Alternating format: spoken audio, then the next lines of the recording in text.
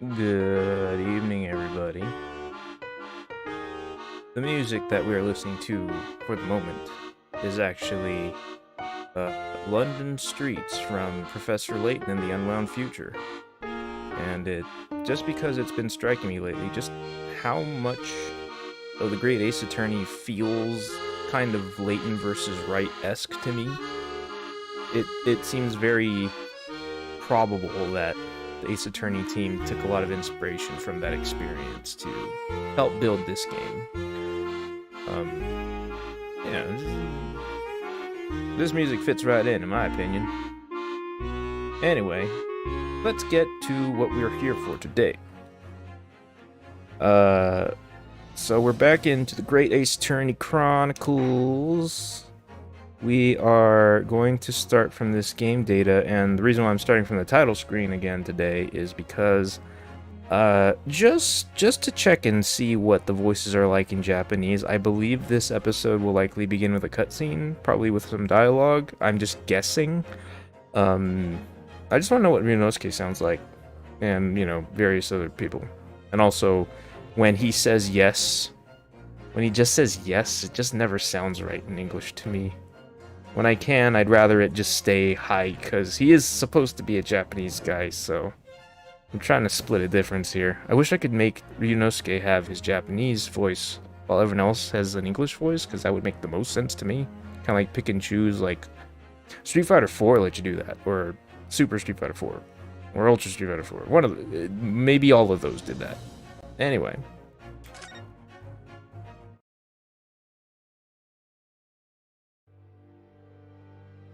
If I'm not mistaken, this episode will introduce the would-be Watson character.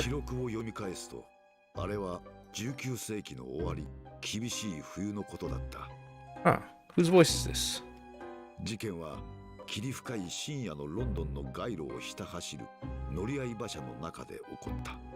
Murder in a carriage, huh? 複数の人間がその事件を目撃した。一体誰が想像しただろうか。この単純極まりない事件があのような恐ろしい結末を迎えることになろうとは。Uh-oh. 我が友シャーロック・ホームズはあの事件を You hear him say Sherlock Holmes. No, we meant Sherlock Holmes, you see. Okay, so this is Watson talking, like John Watson. Sorry, Wilson.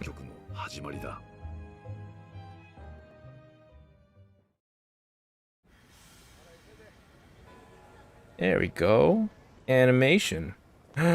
Susato's in London, and so is Ryunosuke. これって本当に駅なのでしょうか。駅にせよ違うにせよ、これほどの建造物は見たことがございませんね。蒸気機関車があんなにたくさん。By the way, if anyone watching has any issues with the current audio levels, let me know.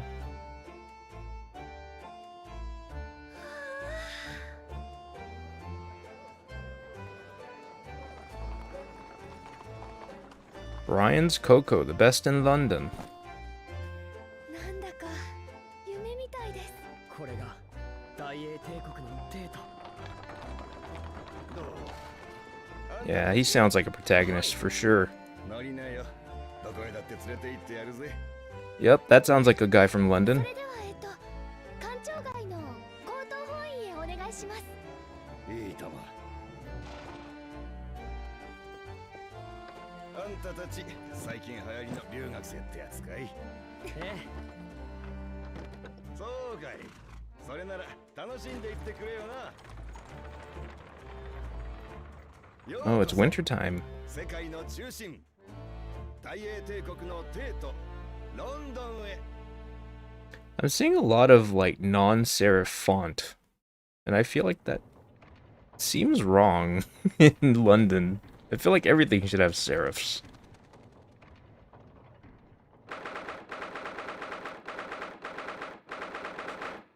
Alright, we're in the British Supreme Court, Lord Chief Justice's office. And now I think I'm stuck doing British accents forever. Oh, never mind. It's not the first. What an incredible place. It's so imposing. It's almost suffocating. This place is breathtaking. Looks like a fortress. Yeah, what's with all the big cogs and wheels and stuff? Who has an office inside of the face of a clock tower? That's crazy. And a library. This is too much. There are some stone buildings like this in Japan now, of course. But they've only been built in the few short decades since we opened our borders to the outside world. An authentic example like this has quite a different impact, wouldn't you agree? A far cry from the wood and paper most of our buildings are constructed from. It's certainly unfamiliar. But I think there's more to the differences than just construction materials. What is this place again? This is the Lord Chief Justice's office, Naruhodo-san, in the Supreme Court of Great Britain. Right. This is what that's a thing, and it looks just like this.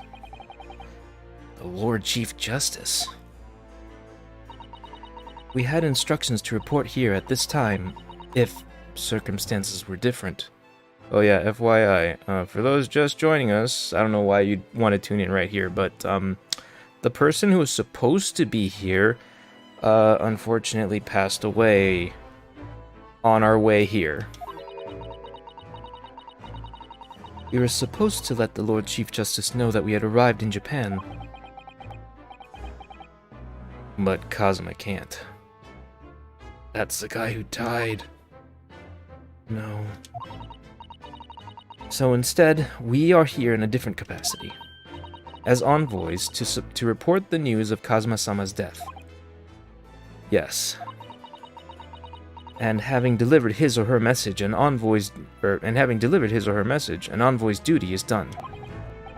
So, we'd have to return to Japan. Hi, Marvin. Yes, poor Kazuma. The coolest guy who ever lived. Ryunosuke's bestest bro is gone. If you watch closely, those cogs are not really meshing like that well together out in the background there. That doesn't look so great. If we want to remain here in Great Britain, I have to take Kazuma's place as a law student selected for the study tour. Sono tori desu. I mean, yes, which means you need the requisite qualifications as a lawyer. Which is what I've been studying for. Here in Great Britain, it is the Lord Chief Justice who appoints lawyers. So that's the second reason why we're here, to have you officially recognized as a lawyer. It's the only way that we'll be able to remain here in London. I hope I'm up to scratch. We presumably studied for 40 days. I wonder who this is. If this is like the prosecutor guy. Good morning. Sorry for keeping you. No, that's not him, I don't think. I trust you aren't too exhausted after your long voyage from Japan. It seems I'm 1 hour, 12 minutes, and 47 seconds late. My apologies. Oh, no, don't mention it. We're never happier than when we're standing around with nothing much to do. How fortunate. So, introductions. I am Male Strongheart, Lord Chief Justice of the British Empire. And I feel like a little mouse under an elephant's foot. Come on, Mr. Naruhodo, don't be a mouse. Oh, you heard me. You heard my thoughts, huh? They can still do that back in the past? I mean, present day, where I live and living my life. It's an honor to meet you, Lord Chief Justice Strongheart. I'm Ryunosuke Naruhodo from the Empire of Japan. Well, Mr. Naruhodo. Welcome to London, the capital of our glorious British Empire. Yes. Thank you.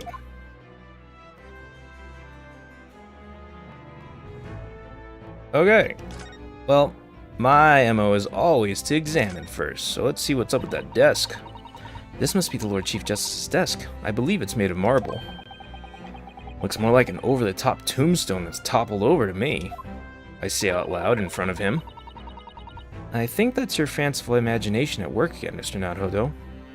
Man, they don't put a period in front of Mr. or Doctor or any of that stuff. Like, is that like an actual, like, writing thing from English? Like, is it more common in English text to not put a period? I wonder. Feels like everything that's normally made of wood and paper at home is made of bricks and stone here. I know. That's why this place feels so overbearing, I'm sure. Okay. Ooh, suits of armor. Look at these menacing metal giants facing each other across the room. They shouldn't be much taller than a normal person if they're actual suits of armor. I believe that, yes, they're suits of armor. God damn it. Oh, right. I thought maybe they were like the lion dogs we have in Japan guarding shrine gates. Those are referred to as shisa. FYI. No, not at all. In fact, in Europe, suits of armor like these are always possessed by evil spirits, you know. And they roam around in the middle of the night. I think you're getting a little ahead of yourself, Sato. Really? Is there nothing you don't know, Mrs. Sato? This book tells me everything I need to know about everything. If you're ever unsure, just ask. You have a Hitchhiker's Guide to the Galaxy. Or an iPad. Where'd she get that incredible tome? Ooh, what's back there? Books? Just look at all the naughty books packed together on these shelves. They go from floor to ceiling. And they're all books you couldn't hope to come by in Japan. It's like a dream. Yes, a very bad dream. I hate reading, says I, student of lawyering. They're not all about British law either. There are books about the judicial systems of other Western nations. France, Germany, Spain, Holland. How do you know? You probably checked your own book, which probably has all the information of all these books. What about Russia? Why do you ask? I was wondering about asking the Lord Chief Justice how you say wardrobe in Russian. What do you think? I think perhaps it's a thought best abandoned. This is kind of weird for Ryunosuke to bring up. It's like, that's trauma for both of us. Why bring it up like that? I don't understand that. That's very odd to me. Big old clock face. Is this some kind of clock? Yes, Ryunosuke, it is. Actually, I think we might be inside some sort of giant clock. Are we actually in Big Ben? Is this what they're saying Big Ben is in this continuity? But those gears are larger than anything you'd find on a steam locomotive even. It's eerie. You think clocks are some sort of hobby of his? The Lord Chief Justice, I mean. Well, boys do enjoy fiddling around with machines, don't they?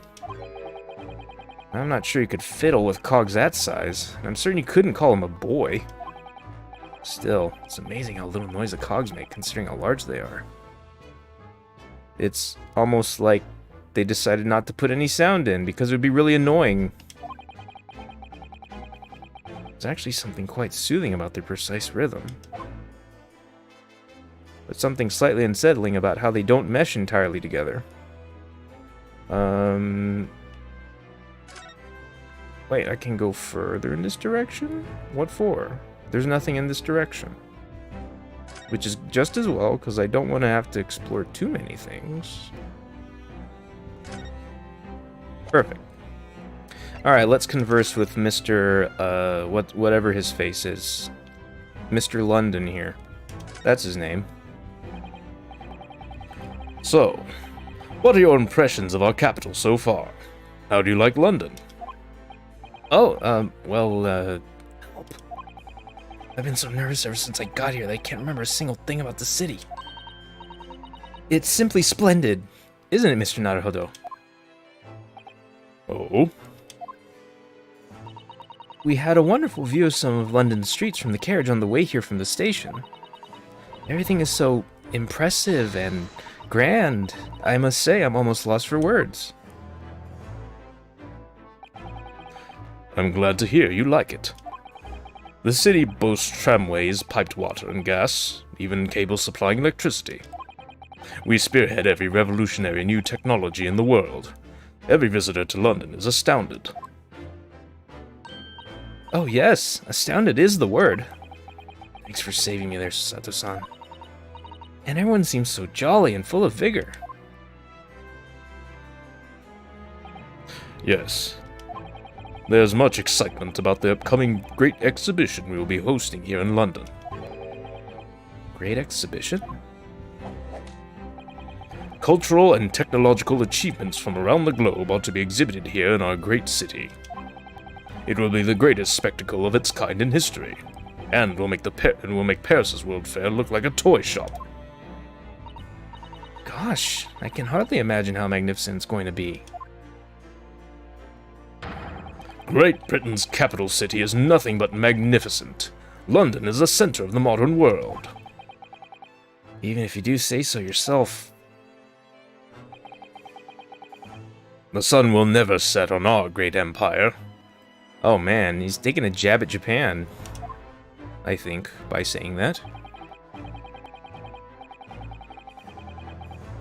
Perhaps it is fate that in these progressive times we welcome visitors from the land of the rising sun.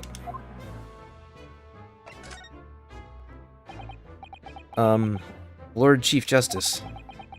That's a really long title. I think you were expecting a student of law for the study tour, weren't you? Absolutely. Mr. Kazuma Asogi, if my memory serves. That's right. The British government has already been telegraphed a full report on the situation. I understand the young man lost his life aboard the steamship bound for our shores. It's amazing. News reached him before we even arrived. My country naturally extends its deepest condolences to yours. Oh, thank you. And you honored this appointment specifically to inform me of the news? Yes. We are here in the capacity of envoys from Japan to report the sad news in person. They tell me you Japanese are people of protocol and courtesy, and I see that it's true. And it is with some regret that I must inform you that the death of the young lawyer means this study tour arrangement can no longer proceed. If you would just hear us out, Lord Strongheart. What do you have to say, madam? It's about the study tour. Mr. Naruhodo here would like to make a proposal. Would he now? Well, Mr. Naruhodo. This is it then, the moment of truth. Let's go!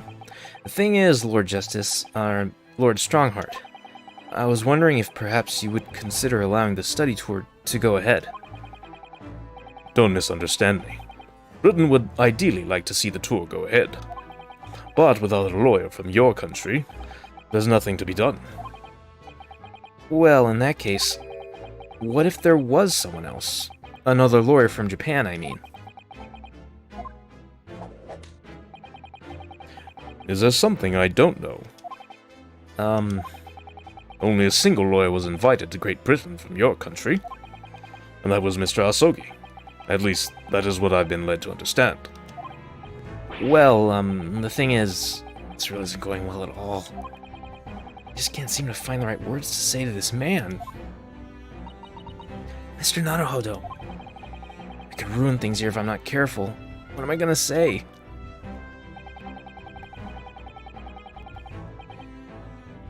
If there's someone else here from Japan who could be described as a lawyer, it's...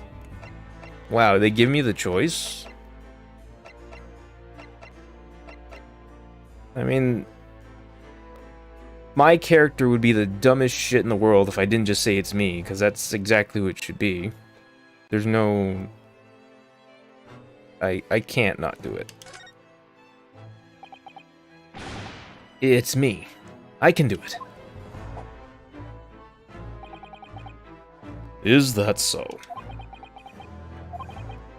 I mean, I don't actually have any qualifications as such, but No qualifications, you say? And yet you still claim to be a lawyer. I have acted as a lawyer in court before. Only once, as it happens. I had Cosmo to help me, and I was the accused. But glossing over the details. I've been spending every spare moment on the journey here to Great Britain studying. I've learned all about British law and court proceedings while I was on board the SS Buria. The voyage from Japan is some 50 days, I believe. Not what you might call a full education. To become a qualified lawyer here in Britain, not only do you need a university degree in law, you must also complete several years of training. I realize it's far too short a period of time, but I can't just go back to Japan. Kazuma, Mr. Asogi's journey had only just begun. Coming here on the study tour was all he thought about. I have to carry on and do everything he planned to do. I know it must sound like I have an overly inflated opinion of myself, but I would do anything to prove that I have what it takes. Any test you care to set me. Just one chance. That's all I'm asking for. Please.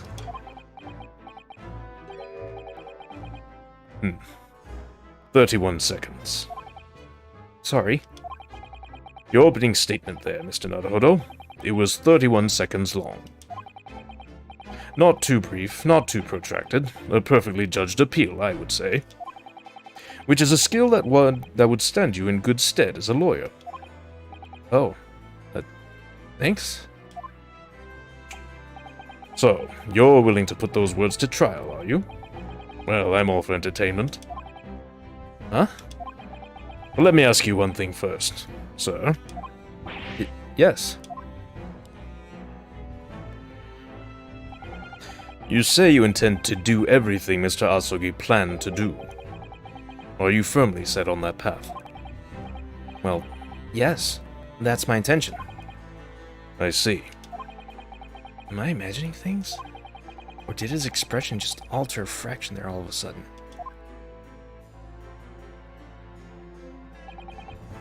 Very well. You have your wish. I'll give you a chance.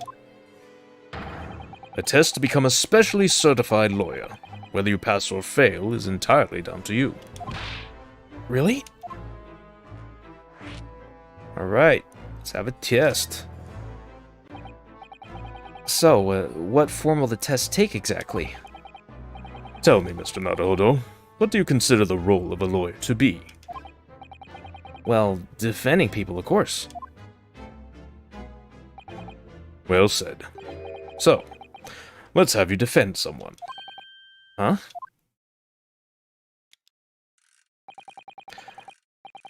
Your timing is perfect, in fact. There's an apt trial about to begin later today. No advocate has been appointed for the defense as yet, so this will be welcome news. Today? Straight away?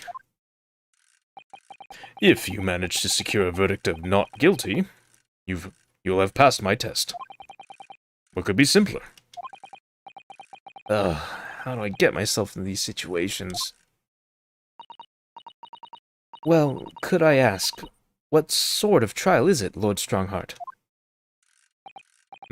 Yes, good question. I remember. It's a murder trial. Naturally. It's an Ace Attorney game, after all. A murder? An extremely simple case, I understand. You really can't lose. That's easy to say. But I should mention, just in case, if the defendant is found guilty, he will, of course, be sentenced to capital punishment. Capital punishment? He'll be put to death? Here in Great Britain, murderers are sent to the gallows without exception. Presumably you read that much in your short sea-based introduction to British law? We can't possibly agree to such a test. We would be toying with the man's life.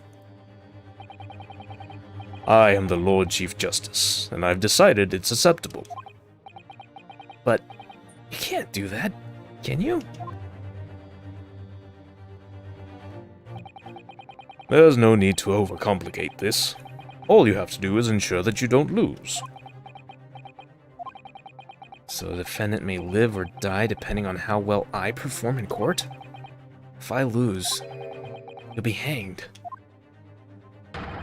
Mr. Naruhodo, you've come to me claiming to be a lawyer. If you want me to take you seriously, you need to prove you're willing to do a lawyer's job. And you say you intend to see through the will of your compatriot, Mr. Asogi. I would like to understand just how far you're willing to... I would like to understand just how far you're willing to go in order to make that happen. He's testing my resolve. What's the matter? You've fallen silent. I'm sorry, but time is pressing. The trial begins shortly. I need an answer from you now. What's it to be? What do I say? Do I agree to this absurd test? Yeah! Alright then, if I have to give you a decision now, my answer is... I can't do it. I can't get the words out. 15 seconds. Your decision-making needs work if you want to be a lawyer. That was too slow.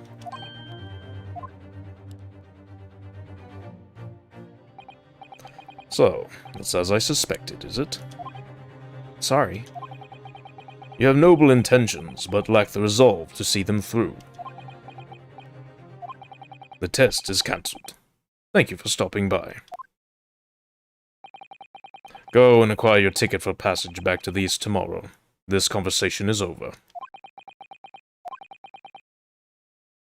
Yes, Lord Strongheart. Thank you for offering me a chance. Mr. Naruhodo. I'm sorry, Mrs. Sato.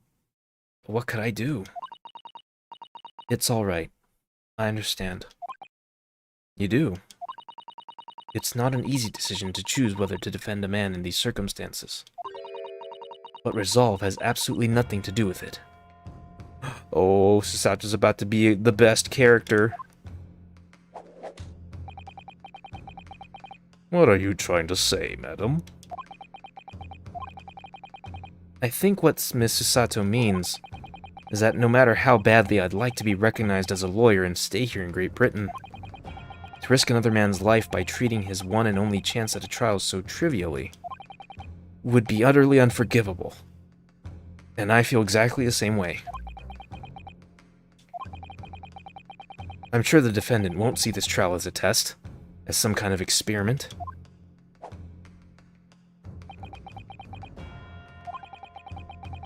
A lawyer may fight for his clients in court day after day, but for each one of those clients, the particular day they stand in the dock may be the only chance they have to fight to prove their innocence. No, I was wrong. I'm not qualified to do that job yet. I'm sorry for wasting your precious time, Lord Chief Justice.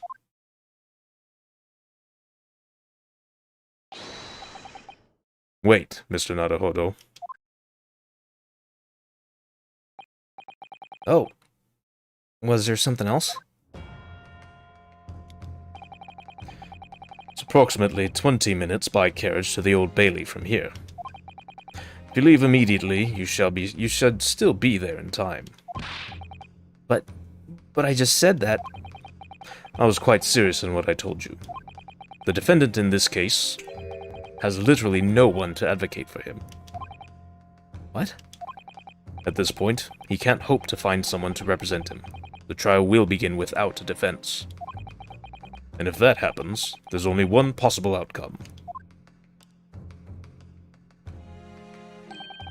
He will receive the most severe sentence the judge can pass down. But that's awful. But that is the truth. Why does it have to be like this? Because England rules. Please, don't expect an answer to every question. So basically because Britain rules. The cold, hard truth of the matter is that there is only one person now with a chance to save this man from a very miserable end. And that is you. I'm really his only hope? So, what do you say now, madam? Me? What do you mean, Lord Strongheart? You said it wasn't an easy decision to choose whether to defend a man in these circumstances. And I agree. But in my estimation, it is purely and simply a matter of resolve. Oh. Our time is up here. I have a meeting to attend. I must leave in 2 minutes and 16 seconds. So, venture into our great city and enjoy yourselves. Peace out, bros. He's gone. The Old Bailey. Which I'm assuming is a form of courtroom. If we're going to do this, Mr. Naruhodo, we must leave at once. Okay. Let's talk, though. Miss Sato, can I just ask you something? Why are you squaring up? Careful. From this position, I can perform a Susato takedown in an instant. I know. Mr. Naruhodo, you heard Lord Strongheart. The trial starts imminently. If I need to throw you, I will. You know, you could just say, I think we should hurry to the courtroom. Or to the Bailey, whatever. If you need to ask me anything, it had better wait until we're at the Old Bailey. Fine. Let's go to the Old Bailey then, I guess. London's highest criminal court with an illustrious past, the Old Bailey. This is where I'm to take my test and prove my worthiness as a lawyer. Let's go! Hey, we got the bobbies.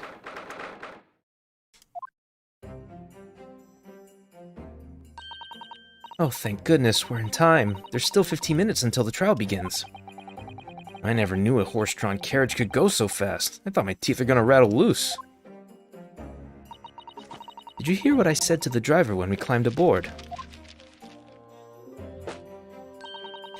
Get us to our destination in 5 minutes, driver, and there's a guinea in it for you. It's one of my favorite lines from the Herlock Sholmes stories, and it worked quite perfectly. I'm not sure why you're so pleased. I thought we were going to die, and we had to pay gold for the privilege. Well, at least we arrived here before the trial started. Yes, I suppose there's that. Anyway, I don't understand it. The court clerk said the defendant should be here, but there's no sign of him at all. Yep, no one here. So this is the Old Bailey. Even this room for the defendants to wait is in. Ugh, even this room for defendants to wait in is grand. Are you all right, Mr. Naruhodo? I'm feeling tense. That's all. This place gives me the same sense of foreboding that I remember from the Supreme Court in Japan. An oppressive air, almost as if the building itself is going to crush whoever's about to be sentenced. Feels like only yesterday that I was the one about to be crushed. Yes, whoever the man you're to defend is, I imagine he's feeling very alone at this moment. Top of the morning to you, madam. Sir? What are yous doing following me here? Things are fair desperate, are they? Sorry? Would you look at those expressionless faces? From the east, are yous? We're from Japan, yes. Ah, Japan, is it? Right, say no more. So, how much do yous need? No, we're just here because... No need to explain, fella. I've been there myself, so I have. No place to go, nothing to eat, barely a penny to your name, and all in a strange, faraway land. Well, actually, we haven't found a place to stay yet, no. 'Tis grand, 'tis grand. Let me start by giving yous 1,000 guineas. Say nothing now. 1,000 guineas? Please, Mrs. Sato, you don't have to shout. But 1,000 guineas is enough to build an entire mansion in the most prestigious area of Tokyo. What? 'Tis nothing to me at all. I like to ensure I have sufficient funds to weather a rainy day, you see. I have enough wealth to buy the City of London 2 or 3 times over. Could that much rain even fall in one day? I'm having a lot of trouble discerning what accent this guy's supposed to have. Top of the morning could be like Irish or Scottish, and I'm kind of just bouncing between them, and it sucks. I need to make a decision.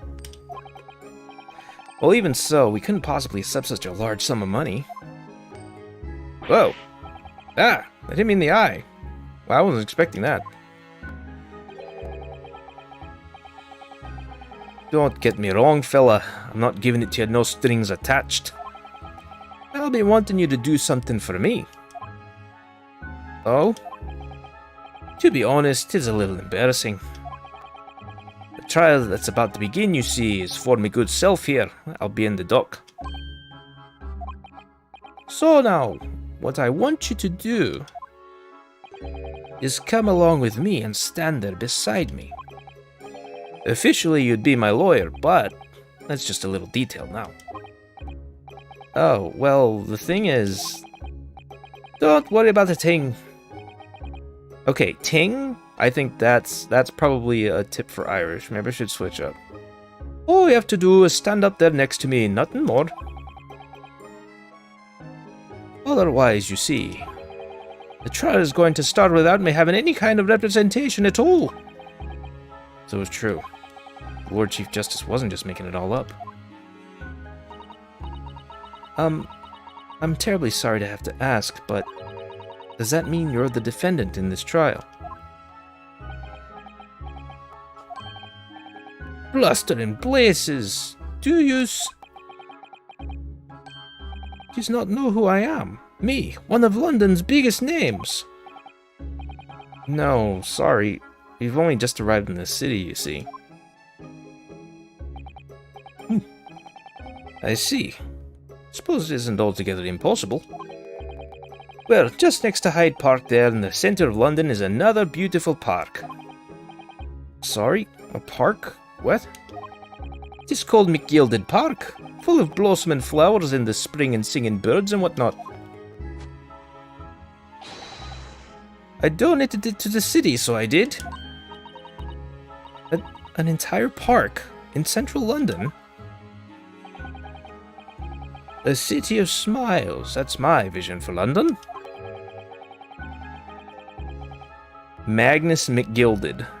Okay, that sounds more Scottish, but I think I'm probably a little better at a Scottish and Irish accent right now. That's fine. There's nothing Magnus McGilded wouldn't do for the city and its square old people. That's amazing. I mean, really extraordinary. Ah, but now they've the gall to say I'm a good-for-nothing criminal. Me, Magnus McGilded. What's the matter with the London police, I ask you?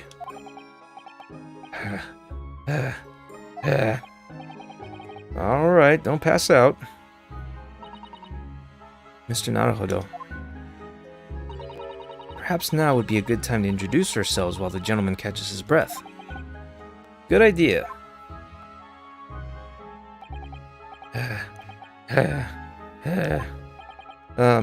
Mr. McGilded, the thing is, we're actually here in London to study British law. We're law students on a study tour from Japan, you see. Oh god, what's wrong with him? So, if you don't have a lawyer for the trial yet, and you'd be happy to put yourself in our hands, we'll do our best. What was I after saying, you daft idiot? I've given you 1,000 guineas to stand up there next to me, haven't I? Well, yes, but I wasn't really offering to just stand up there next to you.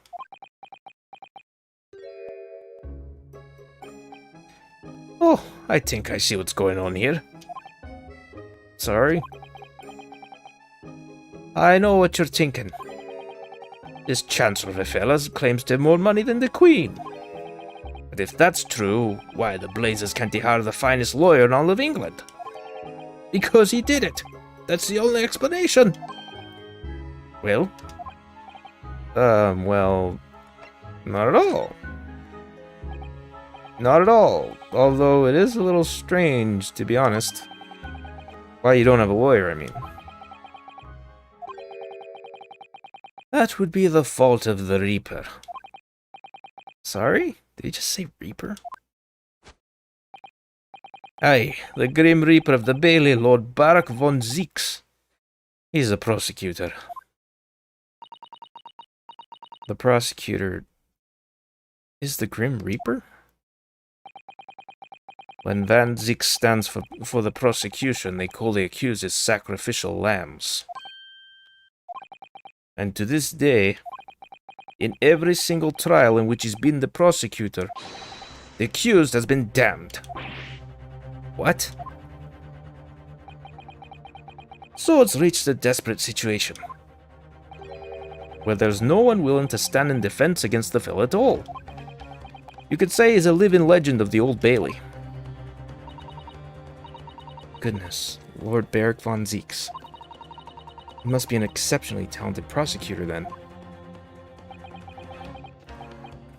Talented isn't the word you're looking for, madam. It's cursed. Cursed? What on earth? The defendant is summoned, and his counsel. Please make your way to the courtroom. The trial's about to begin. His counsel? That'd be me. Oh, 'tis time. Well then, fella, don't let me down. But I don't know anything about the case. You haven't told me what happened. Until you showed your face here, I'd made up my mind, so I had. Sorry? I decided I'd have to defend myself in there. Would that have worked? Wait, what are you talking about? You did it. You did it before. But then you made an appearance. A student of law, wouldn't you know? 'Tis no accident, I can assure you of that. 'Tis fate. So don't get cold feet now, please.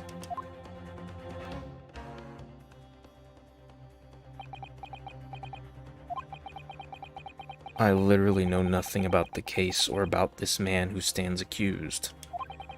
In fact, the only thing I do know is that I can't just turn my back on him.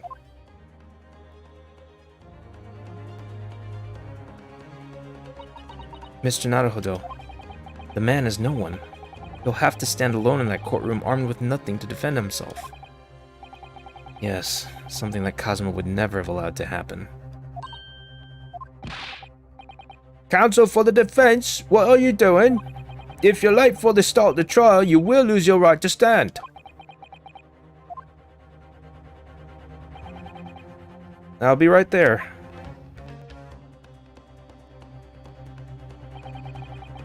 What's happening then?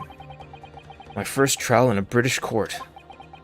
I hope you're watching over me, Kazuma. Because I have no idea how I'm gonna manage this.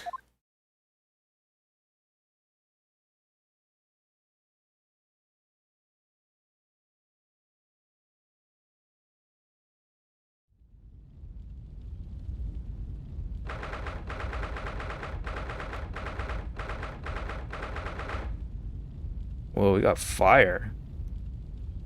Low frame rate fire. Oh, we got 5 damn witnesses here. So this is the highest court in Great Britain. The Old Bailey. The centuries of history in this place is palpable, isn't it? The centuries of history... Shouldn't it be are palpable? I don't know. I think I had something like that happen to me earlier with this grammar. It's so different to the Supreme Court in Japan. So much more fire. It feels both imposing and serene at the same time. The atmosphere almost makes words redundant. Whatever the country, determining a person's guilt or innocence is always a solemn affair. I don't know. I feel like I've seen, like, old, you know, things set in Britain where a mob just goes, "He's a witch! Burn her! Burn him and or her, they're witches! More witches!" May I say something, Mr. Naruhodo? Oh, yes, what? Oh, he's back to this. Perfect. Your eyes look ready to pop out of your head again. I know, but I just can't help it. Wow, we have a goddamn vampire over here. Santa Claus. In the name of Her Majesty the Queen, I hereby declare this court to be in session. We're here today to determine the guilt or innocence of Mr. Magnus McGilded. I now call upon the counsels for the prosecution and defense to declare their willingness to proceed. The prosecution is fully prepared. That must be the Reaper of the Bailey.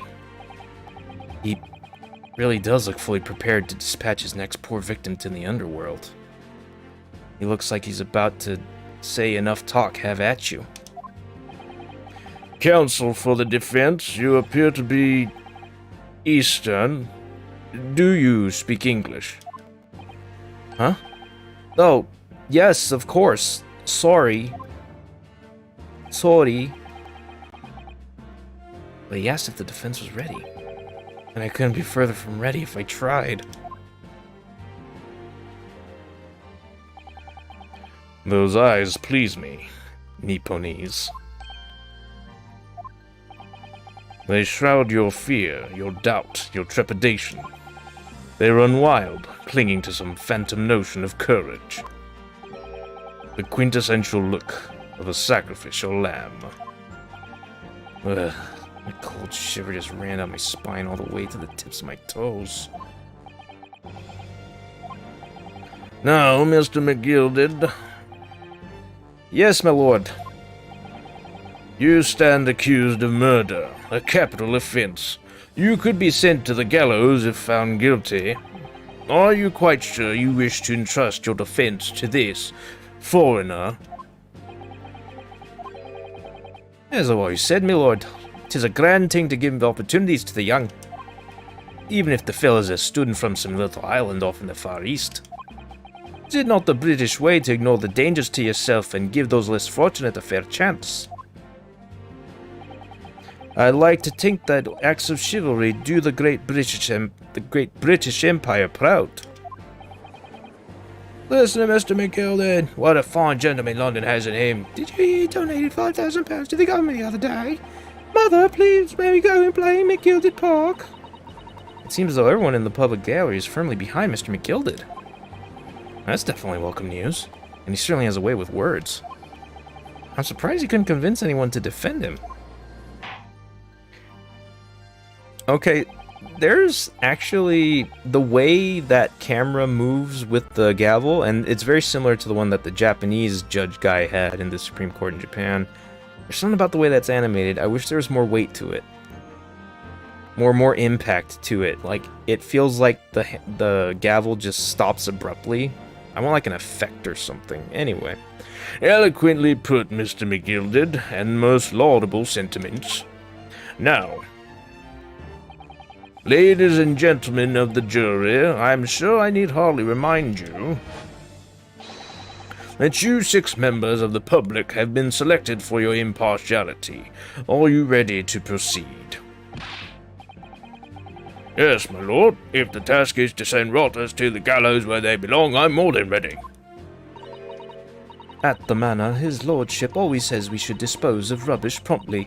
Naturally, I agree. Ha! Any criminals here will soon be wishing they never set eyes on me. Oh, she won't say anything. I'm not going to remember these voices I'm giving these people. I feel a chill. Oh, don't mind me, my dears. I'll just be getting on with my knitting. Must finish these mitts for my grandson. Ah, Mr. Naruhodo, those people are the jury. Yes.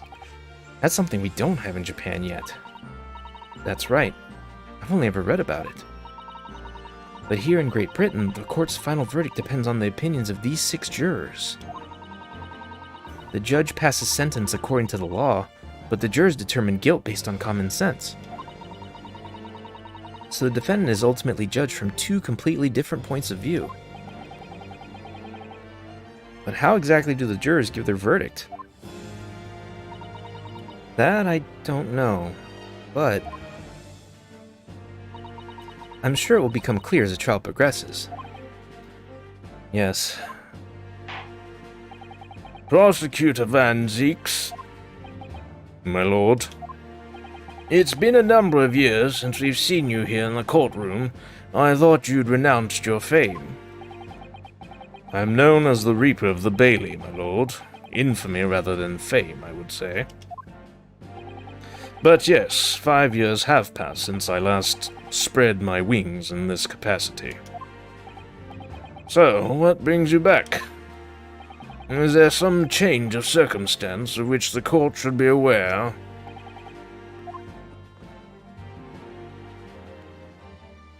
Wow, what a flourishing bow. That's too much. I leave that to your imagination, my lord. So the Reaper's been out of action for 5 years. Why do you have to choose today of all days to make a comeback? Don't lose heart, Wheeler.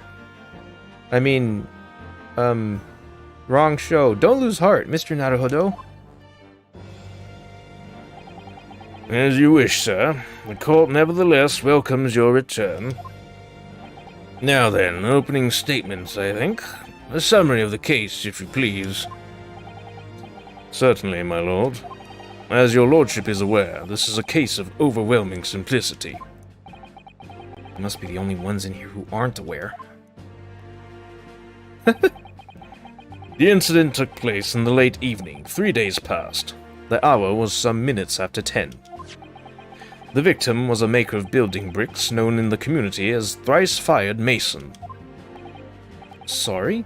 Thrice? He was a very accomplished craftsman. The bricks he fired were said to be almost indestructible. Oh, jeez. The victim's corpse was discovered in an omnibus in service on the streets of London at the time. A dagger that had been thrust into the victim's abdomen is believed to be the ultimate cause of death. Here's the autopsy report from the investigating medical officer at Scotland Yard. Thank you, counsel. I shall accept that in the photograph as evidence. Okay. So we got internal hemorrhaging as a result of a stab wound to the abdomen, which is in line with what he just said.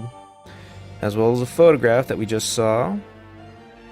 His face is partly obscured from view by an old cricket hat. The fact that they bothered to mention that in the description probably means it's gonna become important.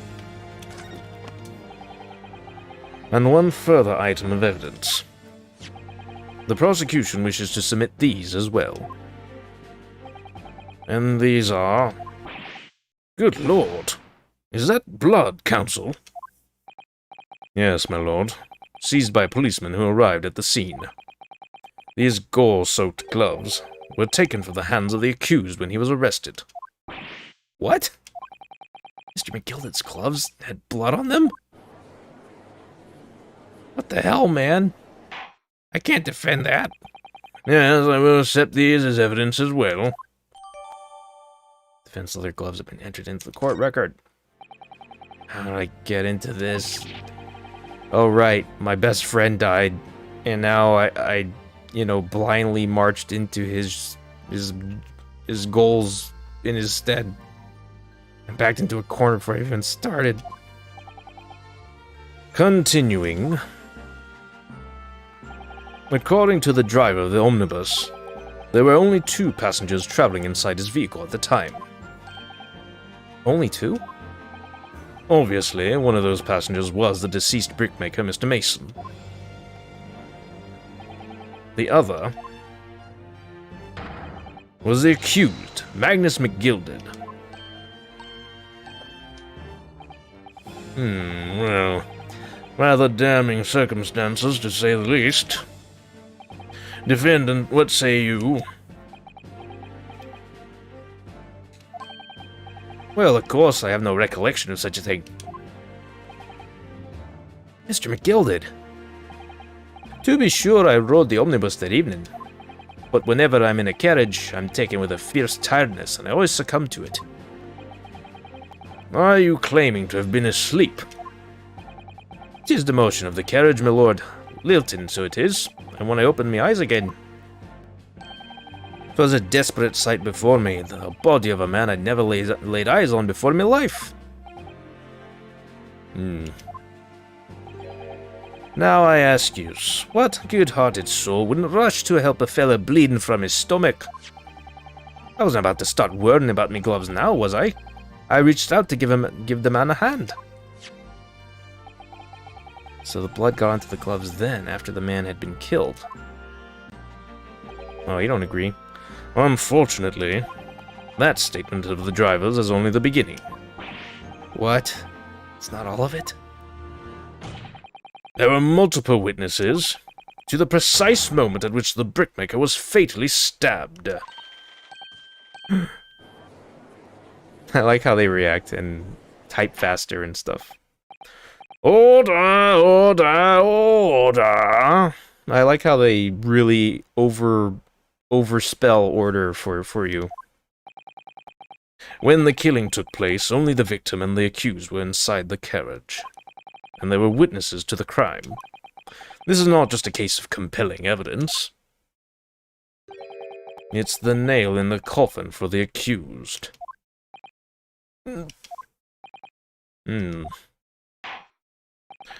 Thank you, counsel. The circumstances of the crime have been made quite clear. I think we will hear testimony from these witnesses first of all. Your wish is my command. Bailiff, bring the witnesses in at once. Dang, so many characters. Are they all gonna talk? I can't deal with this many people. Witnesses, your names and occupations. My name is, well, everyone calls me Buppo. I drive an omnibus in the East End. Bruce Fairplay. I'm a banker in the city. My name's First. Lady First. I, make hats for gents. Let's begin by confirming the facts. 3 days ago, at a short time after 10 o'clock in the evening, all of you present in the stand were in an omnibus and witness to the aforementioned incident. Is that correct? Yes, sir. Quite right. Yes, sir, that's right, sir. Very well, then. Let's proceed to your formal testimonies, please. Well, this is episode 3, I think. So I think we're in the same episode as you, unless you just mean chapters. But however long you happen to watch, person watching, thanks for checking us out. Very well, then. Let's proceed to your formal testimonies, please. Each of you will tell the court precisely what you saw.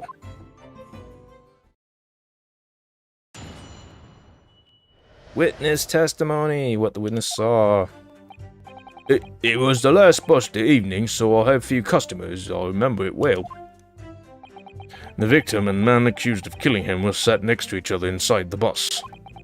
Then, out of the blue, the accused just reached over and plunged a knife right into his guts. That's right. He stabbed him. I screamed, I did. Couldn't help it. As soon as I heard the scream, I stopped my bus, and then I saw it too. Yeah, like, the first pose he has is just, wearing his, holding his cloak above his shoulder with his elbow out. Like, yeah, it's just a Dracula. The prosecutor's just a Dracula. Unambiguous testimony, I must say. Exactly, my lord. These men witnessed the incident in the omnibus with their own eyes. I'd like to ask a question, if I may. Yes, counsel. Well, this testimony makes absolutely no sense to me whatsoever. Why not? Well, the incident took place inside a moving carriage, didn't it? As has been clearly stated from the outset, yes. Well, in that case, how could those two witnesses possibly have seen what happened?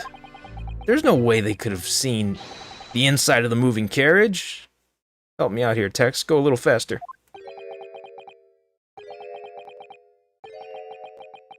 Oh no, Naruhodo, you don't understand. How quaint. I had read that civilization in the Eastern Island nations was a good century behind our own. Dang. Wait a minute, hold on. Okay, so windows aren't known. But you're here in London yourself. Are you really so ignorant about our omnibuses? Huh? Tell me, my Nipponese friend, have you even traveled in an omnibus? Well, no. We, only arrived in London this morning. No matter. I've arranged for us all to see for ourselves. The actual scene of the crime, that is. What do you mean? The actual scene? How? A carriage is designed to be moved, after all. Presumably you understand that much. Yes. The omnibus in which this bloody crime took place is here today, in this very building. Here? What? The entire carriage? Bailiff? Bring forth the stricken omnibus.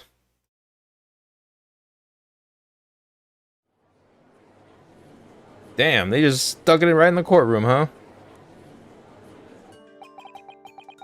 I don't know how much actual, like, investigation we get to do. Like, I do have a move menu, but I don't... Sometimes, I don't know if I get to leave the court and do, like, the normal investigate, then bring it back to court, investigate, and bring it back to court pattern that we had before. That has yet to happen. So, that's an omnibus. The omnibus. Can't believe they could bring something so enormous in here. Great Britain's courtrooms are amazing. I mean, it just means their doors are really big. As you can see, the omnibus is pulled by 2 horses and can carry up to 8 passengers. Wow. 4 passengers seated inside in the 4 passengers seated inside in the enclosed cabin, and another 4 on the rooftop deck above. Every Londoner knows that the best views of the city's architecture and sights are to be had from the top of an omnibus.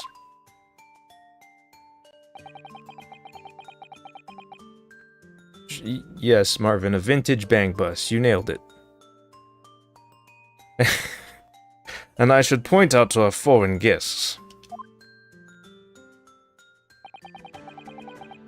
that there's a skylight in the roof, allowing a view of the interior from the seats above. Ah, skylight. Oh. The penny drops at last, I see. These 2 gentlemen were occupying the rooftop seats on this omnibus when the murder took place. That is how they came to witness the grim incident. Through the skylight. That makes perfect sense. Well, counsel, this is a first. In all my years behind the bench, I've never experienced the crime scene itself being brought into the courtroom. There are a number of important clues remaining inside the carriage, my lord. I would like to submit the omnibus itself as evidence. That bow is obnoxious. Don't wave your arm around like that, buddy. Just get your animation done and get out of here.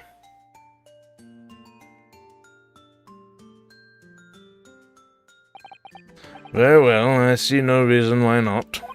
This omnibus is hereby formally accepted as evidence. Yep. I can't believe it. The entire crime scene entered as evidence? Yes, Great Britain is simply extraordinary. Yeah, that's always fun, isn't it? stupid court shenanigans are always fun. I could help myself a lot by giving that omnibus a thorough examination, seeing as it's here. You're not wrong, buddy. Let's do that right now. In fact, I haven't done any examining yet. An armband I inherited from Kazuma. It identifies the wearer as a defense lord throughout the Empire of Japan. Ooh, it has nice, like, detailing and everything. These are the scales of justice. They're a symbol of the defense, aren't they? Yes, that's right. The scales are a symbol of fairness, to show that all are treated equally in the eyes of the law. And they're a warning to those who enter the courtroom without an impartial mind. But if they're the mark of the defense, it would be more auspicious if they were weighing more heavily on the not guilty side, I think. Very impartial, I'm sure. Okay. The autopsy report says thrice fired Mason had him with a knife while journeying in the omnibus. Okay, that's exactly as what we said. There's no new information there. That is just the same as what we saw earlier. These we should take a look at. This is definitely blood, isn't it? Not the most pleasant sight to be confronted with on our first day in London.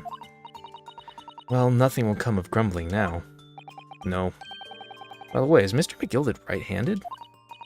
Yes, I believe so. He was toying with the coin in his right hand a little earlier. Ah, pity. If only he'd been left-handed. Then I could write an R.L. Stein Goosebumps book. I think blood on either glove would be fairly incriminating, really. She's right. It wouldn't matter which gloves were bloody for O.J. Simpson. They would still be incriminating. Now, this is the one that we really want to check out. There's a lot to look at up here. Holy moly. So this is the roof deck of the omnibus. Oh, you must have a wonderful view of London streets from up here. So people sit all the way up here on bitter winter nights with the cold air rushing past them? And they have to pay money to do so. Ugh, I can't imagine how cold it must feel. That just made me think of something horrible. Can you imagine being dragged around the city in the freezing cold as a punishment? Perhaps that is the real price you pay to stay out late. Banter. Wait. I guess the checkmark stuff only works on stuff in environments. I think that happened. Wait, what? It says Phoenix Wright Omnibus on the back. Why? I'm so baffled by that. Why is that there? It's a weird reference that's just like... It's idiosyncratic in this game, but only in like the universe of itself. It's weird. Anyway... I'm just checking the outside, make sure there's nothing else I need to... Okay, so as complicated an object as this is, there's only a couple places to look. Which is good. Glad for that. Joe Masters' London head office. Well, let's open the door and go inside, shall we? Oh god, I guess we do have to inspect the inside. Ugh, the scene of a murder. It's horrible. Oh, nice texture in here. It's got some wallpaper. Oh boy, we can do a full 360. Ah, that's a poster for the great exhibition that's due to start 6 months from now. There's a lot of focus being drawn to the Crystal Tower, the centerpiece of the whole exposition. Ooh, the Crystal Tower. It's under construction already, I believe. People all over London must be fizzing with excitement at the prospect of such a grand event. Fizzing, huh? What a weird way. Ah, here we go. Hey, looks like the tower from Lumio City in Pokemon XY. Ah, that's a poster for the great exhibition. Wait. Oh. Okay. Even though the posters are different, it produces the same dialogue.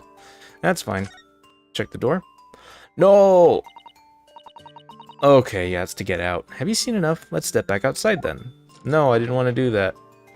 I thought you would tell me something about the door. Damn it. Okay, I don't have to actually... Alright, yeah. I need to inspect this blood. This blurred. That's blood that's soaked into the seat. The victim's, obviously. Yes, and that seat would be clearly visible from the roof deck. Did you really stab somebody in full view of the other passengers like that, I wonder? Well, it was after dark, and there was a lamp on in here, so perhaps the culprit couldn't see anything outside through the skylight. Whichever way you look at it, it doesn't seem like it was a planned attack. That's fair to assume. Nothing here, right? Oh, wait. This seat looks reasonably soft, but it's actually rather hard when you sit on it. And only just wide enough for two gentlemen to sit side by side, really. Of course, an English gentlewoman would be dressed in such finery. Wait. Would be dressed in such finery, it would be quite impossible for her to climb up to the roof deck, so she would have to be seated in here. A woman in a kimono would have the same problem. Women's clothes are very impractical, aren't they? No comment from the lady after that. Depending on who you talk to, they'll just either agree with you or be like, hey, that stuff's pretty. Alright, I think I have seen enough. So now we know that there's a skylight. Let us continue with proceedings, then. Your cross-examination, counsel. The handle? Wait, what? What handle?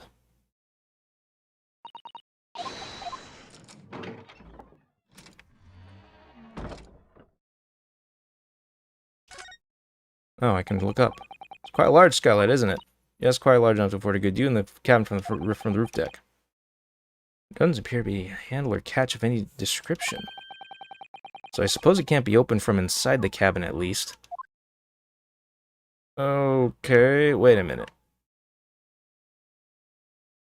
Oh, it's that precise? Well, my bad. I thought for a second that it was an active area, but I don't know.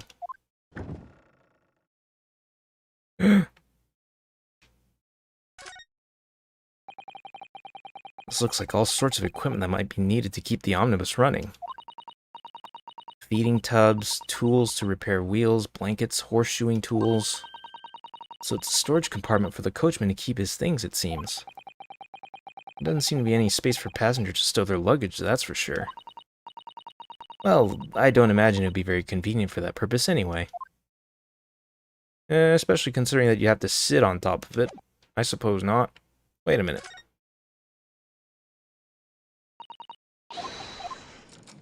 That was weird. It faded me out to there. That's the only handle? Anything else? I think I'm good now. Nice tip. Thank you for reminding me about the handle. I ain't mad about that. Yeah, I don't think there's anything else of note.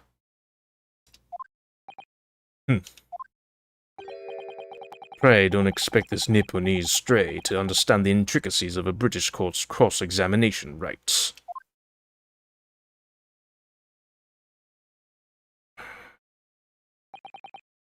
Alright, my first cross-examination in a British court. Focus, Ryunosuke. Focus. Ooh, swords. Well, actually stained glass windows that look like swords. I guess. Last bus of the evening, so I had a few customers. I remember it well. Mata! Yeah, I like hearing that come out of him. Yes, I think it was some time after 10, wasn't it? Oh, yes, sir. That's right, sir. Yes. Ever so cold it was, sir. Freezing, in fact. And you had 4 passengers on board at the time, is that correct? Yes, that's right, sir. Not all traveling in the same parts of the bus, of course, though. No. And there were no other passengers when the incident took place. No one alighted, for example. You're quite right with that, sir. No other passengers like that? Nope, none. So nobody fled the scene of the crime, then? I have to say, the boss insists on it running, he does, every evening. The last bus of the day. Well, I do wonder sometimes if it's altogether worthwhile. Yes, sorry to say. What do you mean by that? Well, what with it being so cold and everything, and only making 20 pence on the run, you see. Yes, I spend that much at the pub on the way home, just trying to warm up again. The victim and man accused of killing him were sat next to each other inside the bus. You saw him through the skylight in the roof of the carriage? Kinda. I could lean more to Michael Caine if I want. If you want me to make a Michael Caine, I can. Or more like Michael Caine. Or I can try harder to be Michael Caine. That wasn't in my mind, but it's close enough. That's right. When you sit up on the top deck, the window's right there at your feet.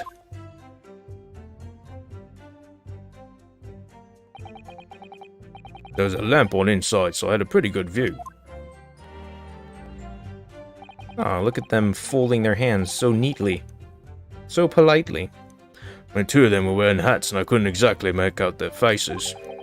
But there's not a shred of doubt in my mind that it was Mr. McGilded. How can you be so sure? His head is the size of a tangerine. Well, how can I put it politely? McGild is a gentleman of rather small stature. I couldn't have mistaken him for anyone else.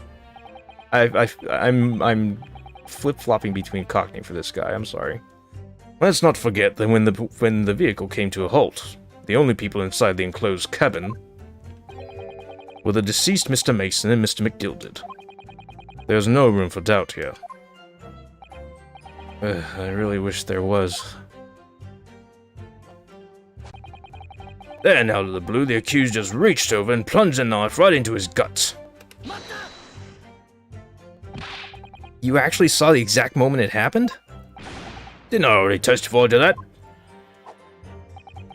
Or our fair dinkum hard-working city bankers not considered trustworthy these days? Oh, no, I didn't mean that. This is no good. I really got his back up. Back up? That's weird. Wait a minute, what was he saying? Perhaps you could just tell us what you saw in a little more detail if that's... Oh god, I can't remember what I gave him earlier. My lord! Juror number 3, what's the meaning of this? My mind is made up, my lord. Completely and utterly made up. Made up about what? I don't like the stinking rich. Never have. They're always up to something or other than that they shouldn't be. Every one of them. And that little leprechaun of a man is no exception. Well, he can't fool me. What? These people have, like, pyrokinesis? There's no point wasting time listening to any more of this. That's my opinion on the matter, anyway. He is just twirling a knife around. That is precisely what I was about to say. As the foreman of the jury, it's my duty to set a good example to my fellow jurors. This is absurd. How come the jurors are able to do this? What's happening here? Why do they have pyrokinesis? Let me see. Ah, yes, it seems that's how the members of the jury give their verdicts. England invested much research into pyrokinesis 20 years ago. With fire? Apparently, yes. White for innocent and black for guilty. Wow. Okay. This is English history, everyone.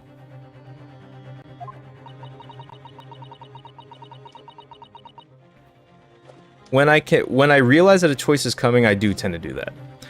As the 6 members of the jury make up their minds about the case, one by one, they each cast a ball of fire into the great scales of justice, as we saw a moment ago. So if those enormous scales fall completely to the black side, does that mean... Let's do our very best to make sure that doesn't happen. Yes, Great Britain is the Fire Nation. Ugh. I'm even more worried than I was before. Very well, the court acknowledges a change in the jury's stance. Oh, and you can see the progress of the trial, like, around this judge as it goes. That's kind of neat. Counsel for the defense, please continue their cross-examination. It's a nightmare. That's right, he stabbed him. I screamed, I did. It couldn't help it. Alright, let's press that. He stabbed him, you say. And you're sitting up on the roof deck, were you? Yes, that's right, sir. I was up on the roof seats. I remember seeing the little gent sitting next to the fellow that was stabbed. I'd been thinking about a new hat design, you see, so I was just gazing absent-mindedly around. But then I happened to look down through the skylight. It was sticking right out from his belly, that huge great knife. A grim sight indeed. Ah, that didn't help me at all. It's all just idly do things that embody our characters. The jury looked like they were even more convinced my client did it than they ever were Blech. The jury looked like they were more convinced my client did it than they were ever before. There's no ever in the sentence. Never mind, I'm sorry. The fact that his hat has stitches might mean that he's lower class than I'm giving him as a voice. He might need to be the Cockney guy, but oh well, I've already committed. It appears to have made everyone even more dubious that Mr. McGilded is telling the truth. If only we had some evidence to counter their suspicions. Mr. First. Oh, yes, sir. Is this the knife you saw? Oh, good grief. Yes, that's it. The very one, sir. Is that Thanos' knife? Yes, counsel. Actually, no, it's not perfectly balanced. This is the blade that was driven into the victim's belly like a stake through the heart. Well, it is a blade of considerable size, counsel. It is. And furthermore, the scabbard is emblazoned prominently with a certain initial. The letter M, which seems oddly familiar. Please no. M for Magnus, perhaps, or McGilded, possibly. Take your pick. It seems this particular big name in London made a magnificent mistake. I love when he misses that. But there are M's everywhere. Like, yes, like in Mason. Ooh. Oh man, his objection should be like a smarmy British guy though. I have to commit to one or the other. Maybe at the next chapter I'll switch back to English voices. This blade is far too extravagant for a poor brickmaker to have owned. No, this weapon of murder almost certainly belongs to the accused. Not conclusive, but certainly compelling, counsel. Alright. Let's check out... Wait. This knife. It has not yet been entered into evidence, so I can't... I should have checked it when it was on screen. Anyway. Ah, thanks, Red. Like, the other people in chat are people who know me so far, so I feel like I can't trust their opinion. Because they already like me, kinda. So I appreciate that vote of confidence. My lord, if you'll forgive the interruption. Juror number 2. Go on. Mr. McGild is a pillar of society and a gentleman's word should be sacrosanct. However, those of us in service know we must accept hard truths. Wait, what are you about to do? Dispose of the rubbish! Oh god.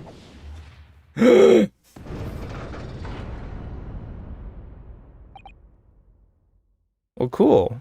That was actually partly why I wanted to keep streaming this game like a lot near launch, because I was wondering if maybe people like you would be looking for playthroughs and stuff. Also, I'm new to this game, so I do want to play through it because I want to know what happens. So, win-win. No. I don't wish to cause offense, but I do like to eradicate all traces of filth and grime. Who said hold it? Oh. I have painstakingly typed every word uttered here today and cross-referenced all the facts. As such, I am now in a position to draw the only logical conclusion.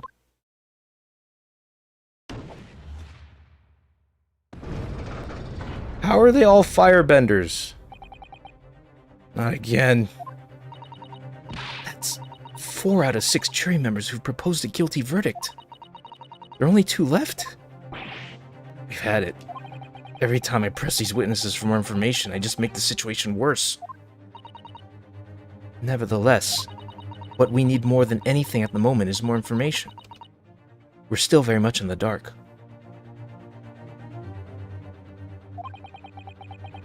I suppose I just have to keep pressing the witnesses, knowing that more sparks may well fly.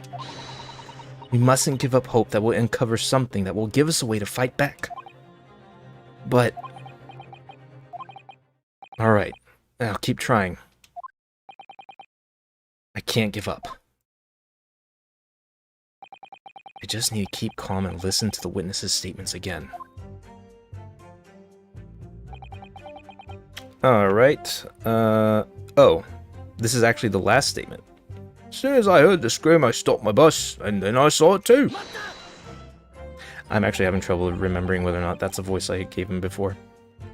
What exactly did you see? Oh, well, sir, that would be the passenger, sir. There's collapsed on the floor, he was. And by the passenger, obviously you are referring to the victim, Mr. Mason, the brickmaker. And then the other passenger had that knife in his hand, like this. By the other passenger, obviously you are referring to the accused, Mr. Magnus McGilded. And then he plunged it down like this, stabbing the other passenger in the belly. What? Yeah, might come down to the... oh, jeez. My lord, I wish to speak. Yes, juror number 5. Do I take it that you, too, as the master of the London Guild of Coachmen, the idea of a murder being committed in one of the city's carriages is utterly abhorrent to me. It wouldn't be right to make a decision before hearing all the facts, though, I said to myself.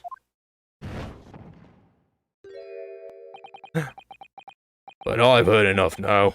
The horse has bolted, as they say. No, please just keep an open... Gee up now, Silverblaze. The finish is in sight.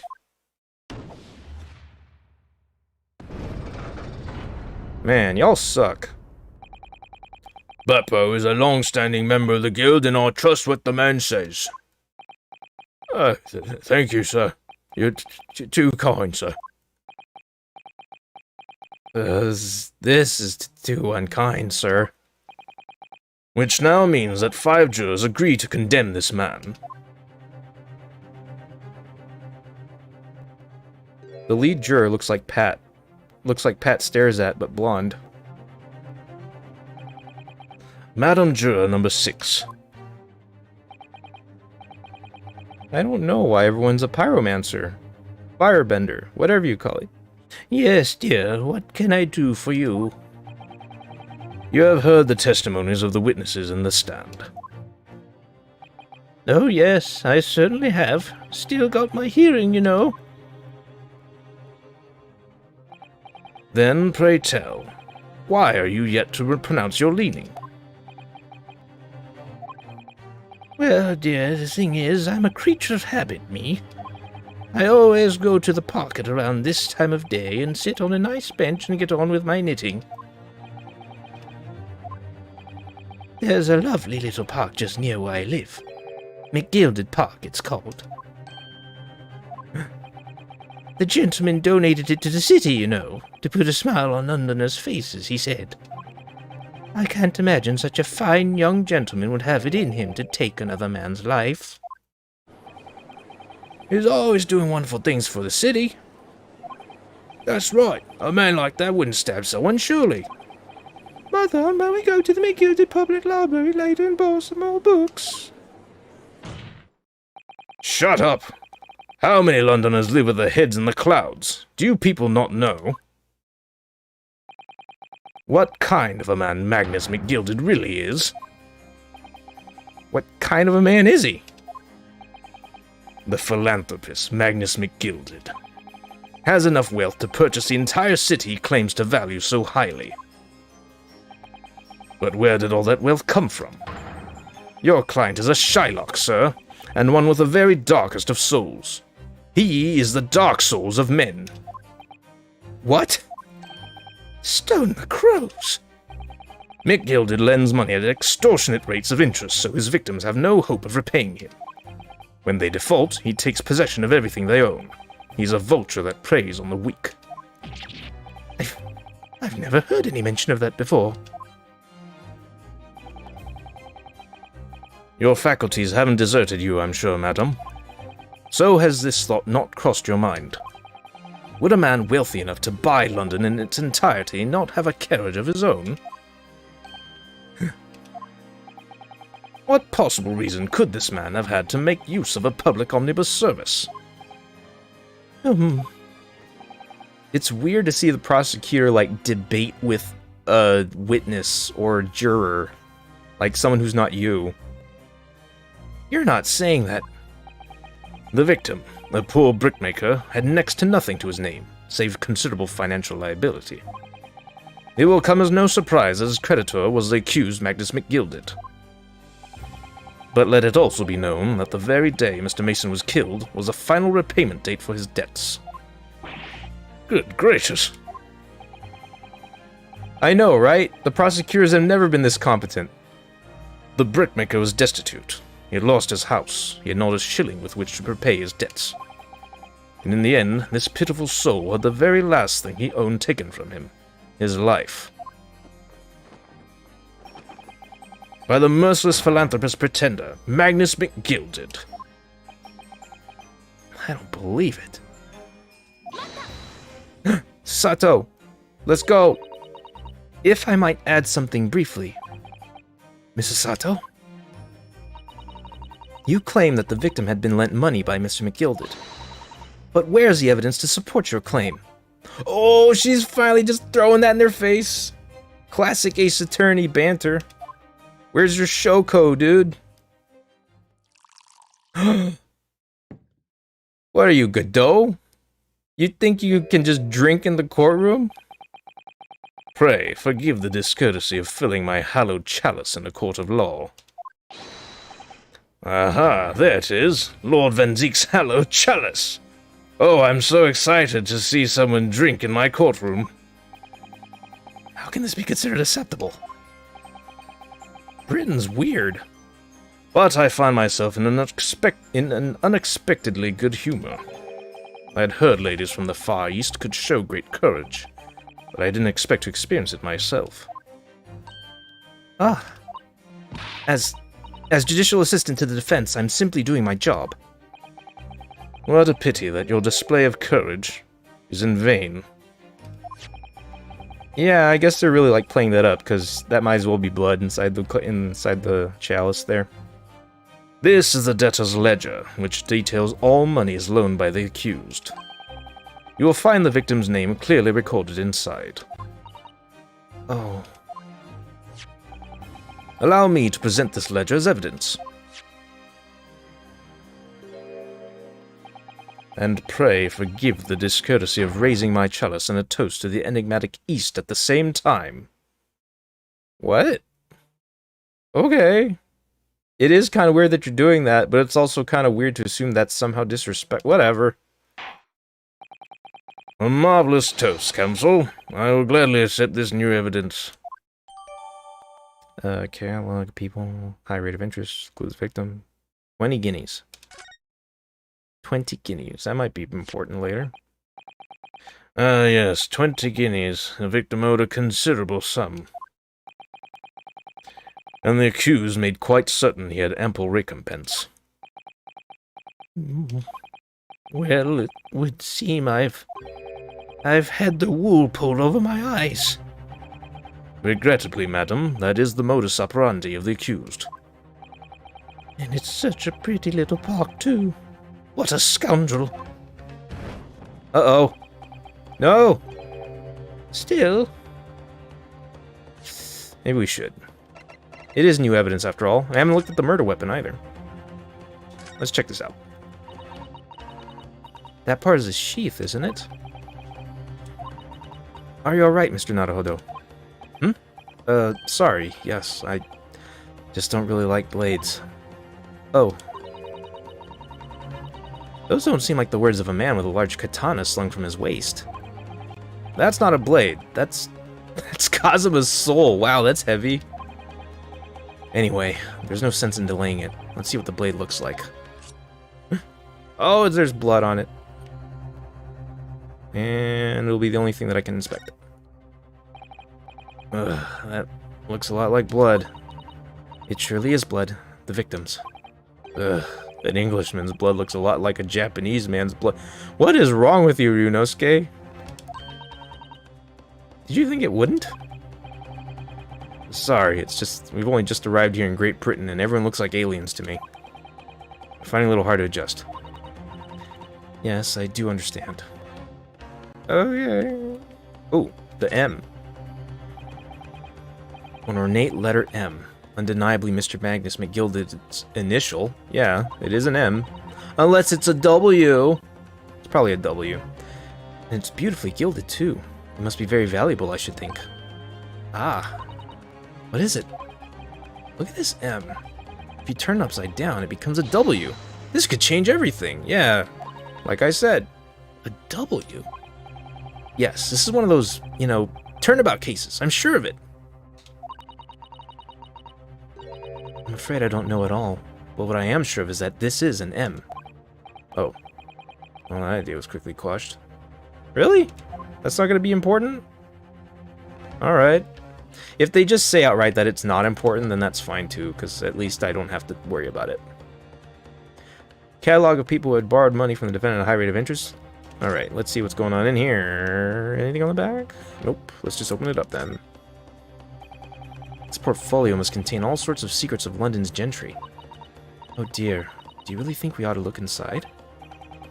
Well, it's not as though we know of any London's gentry personally, is it? Apart from our great detective friend, perhaps. Actually, I wonder.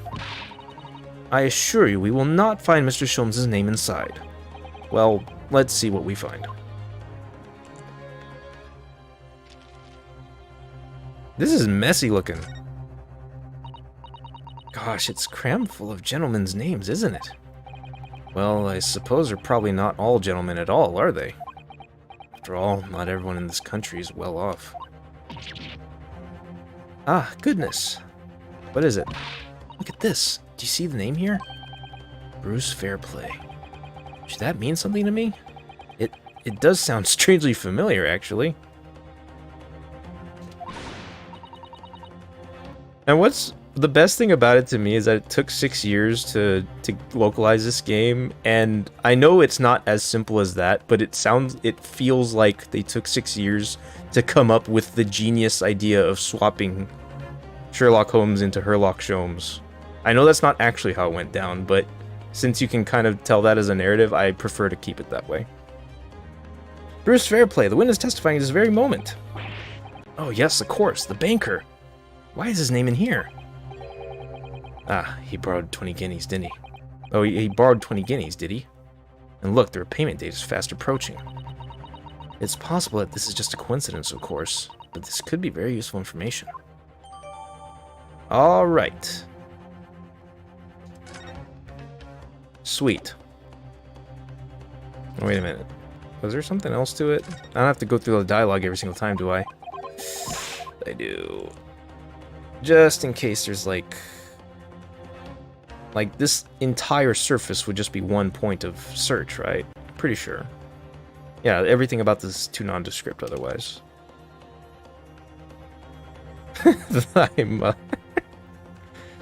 Well, in a game full of me, you know, doing my best to fake British accents, I am happy to welcome William Shamspare to this stream.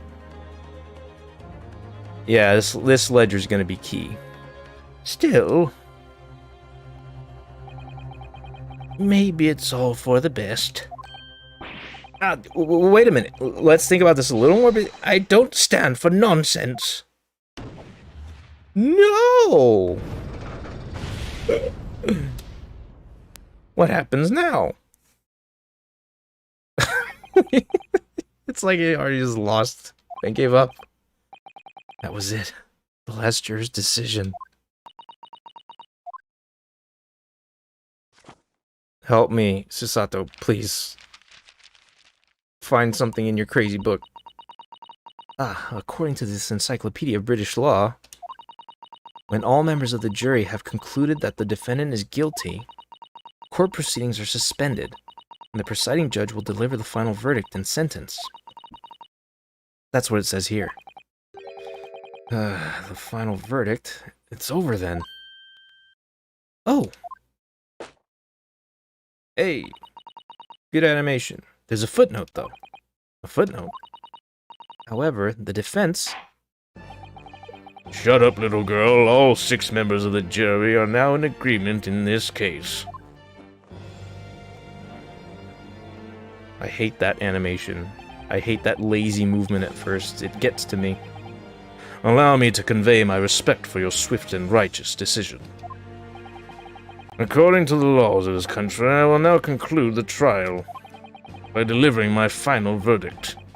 I trust there are no objections. Man, Ryunosuke really does mope a lot. Mrs. Sato, just tell me one thing. Oh, yes. You're in the middle of saying something before. The footnote in your Encyclopedia of British Law. However, the defense... What did it say next? Oh yes, of course. One moment. When all members of the jury have concluded the defendant is guilty, court proceedings are suspended, and the presiding judge will deliver the final verdict and sentence.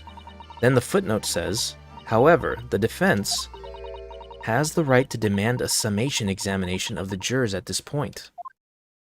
Cross-examination, baby! Summation examination? Sounds like the end of 101 Dalmatians. A summation examination? From which century has that tome you have there been resurrected? Judging from the binding, I would say that book is at least 50 years old. Any modern text on British law wouldn't even give such an antiquated procedure a mention. It's a relic, long forgotten, and certainly no longer practiced. So you're out of luck. Oh. Oh, he straightens up his armband. That's a neat little detail. What even is it, Mrs. Sato? This so-called summation examination. Oh, one moment and I'll read about it. You would demand the right to a procedure before you even understand what it entails? Typical Nipponese. Alright, Mr. Naruhodo, I think I understand. It seems that under this procedure, we would be able to appeal to the members of the jury. To do what, exactly? Okay, Edgeworth does bow like that, but his animation has a little more purpose. He doesn't wave an arm around for like a whole second first. I don't know. It gets to me. Yes, her bookish personality is nice. I think in Japan, there's like a word for almost like, there's a Japanese version of a Mary Sue kinda, where it's like the perfect, pure, demure Japanese woman. Like, she is that archetype. But, you know, slightly tweaked. To do what exactly? Appeal to them to change their leaning and reverse their decisions.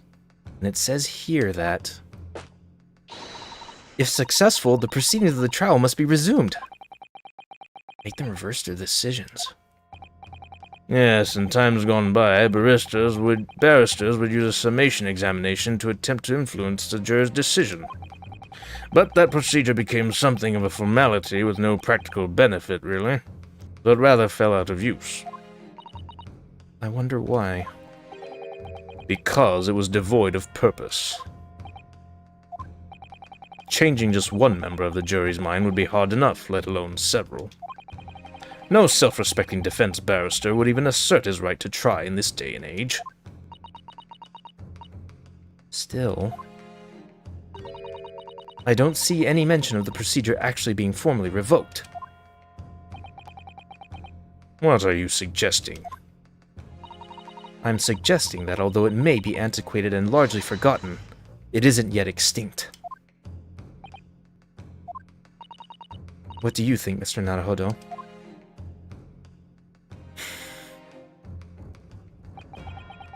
The summation examination, our last possible option. Do we assert our right to carry it out, or admit defeat? They always give you a choice like this when it's like, oh, there's no choice to make. Of course you have to do it. You have to play the game. The ability to argue is old and stupid, yes. The defense wishes to assert its right to a summation examination, my lord. Objection! London is the capital city of the most powerful nation on earth. We have a duty to the world to exemplify the very highest standards of judicial procedure. Summation examinations are an embarrassment that should remain buried. But if it's our right, it's our right. I believe it could prove vital in this trial. The defense's petition is perfectly valid. The court will proceed with the summation examination. Oh, good on the judge. A man of rules. The letter of law holds true for this man. Good for him. Yeah, he does sigh a lot. This is madness. Foreman, are you and the remainder of the jury ready? Well, I'm not, there's no mention of this in the letter I received, you see, so... All members of the jury will be asked to explain on what grounds they reached their decision. On what grounds? You must all justify your decisions and explain why you believe the defendant to be guilty. Well, my lord, you're rather putting us on the spot. This is most irregular. No mention was made of this before. Don't really hold with all this justifying like. Yeah, she don't talk. Seems to have thrown the jurors off.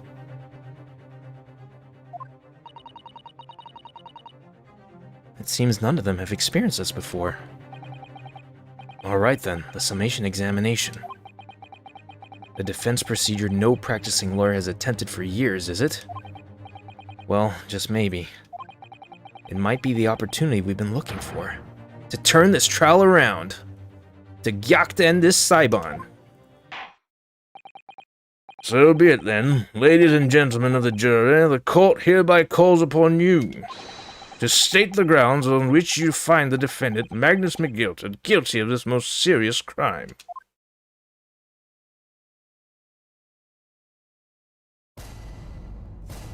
Judicial findings. Interesting. The jurors' contentions. There was no one else inside the carriage at the time, so it has to have been him. I trust the driver. He has an excellent memory, it seems. 4 passengers with fares totaling 20 pence. He stuck the chap next to him just like this. Brazen, I must say. Absolutely brazen. I have simply typed and collated all the statements made thus far and drawn the logical conclusion.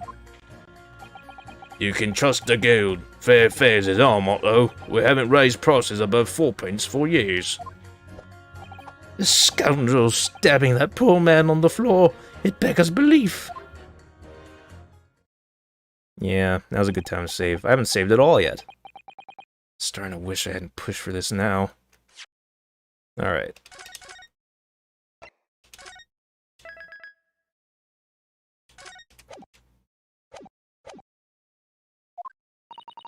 Some of the jurors don't seem to have wonderfully formed arguments, though, do they? Well, let's see what we can do. We need to get these 6 people to change their minds. So now we have to play 12 angry men, only that it's 5 angry jurors. I'll have to throw everything I can at them and use some very persuasive language. Just a moment, Mr. Naruhodo. According to my Hitchhiker's Guide to the Galaxy, that's not quite how it works. Oh? I thought I was going to have to thaw their icy minds with some heartwarming rhetoric about the defendant. Unfortunately, once the jurors have decided the defendant is guilty, they're unlikely to heed anything the defense says.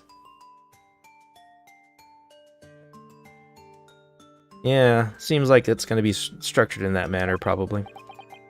But then, they've reached their conclusions by their own reasoning, you see. Your pleas will sound like excuses. In fact, it could recoil on you. The more you try to persuade them, the more entrenched they may become. Then what on earth am I supposed to do? Oh dear, I'm just citing what I've read about British law, Mr. Naruhodo. Right, I'm sorry. Do you have any idea how to make this work, then? Well, from what I can understand, the key to this procedure is using the jurors' own words to make your arguments. What do you mean? Well, the 6 members of the jury are randomly selected members of the public. They may appear to present a united front, but the truth is, they are complete strangers who just happen to find themselves here in the courtroom together. And that's the way to break them down, you mean? Yes, exactly. Use their cultural and personal differences against each other. We must listen very carefully to what each member of the jury says, and see if we can identify any contradictory statements. If we can, we then contrast the statements and pit the corresponding jurors against each other. I see, so it's contradictions in what 2 or more jurors say that we're looking for. In a way, then, this is similar to a regular cross-examination. Oh, yes, I suppose you're right. Find contradiction in their statements and pit the jurors against one another to break them down. Alright, might be able to pull this off. No, that's not right. Double slap! I have to pull this off. Can we start proceedings, counsel? I would ask you to take the stand for this. I'm expecting a clear and concise rebuttal. Yes, my lord.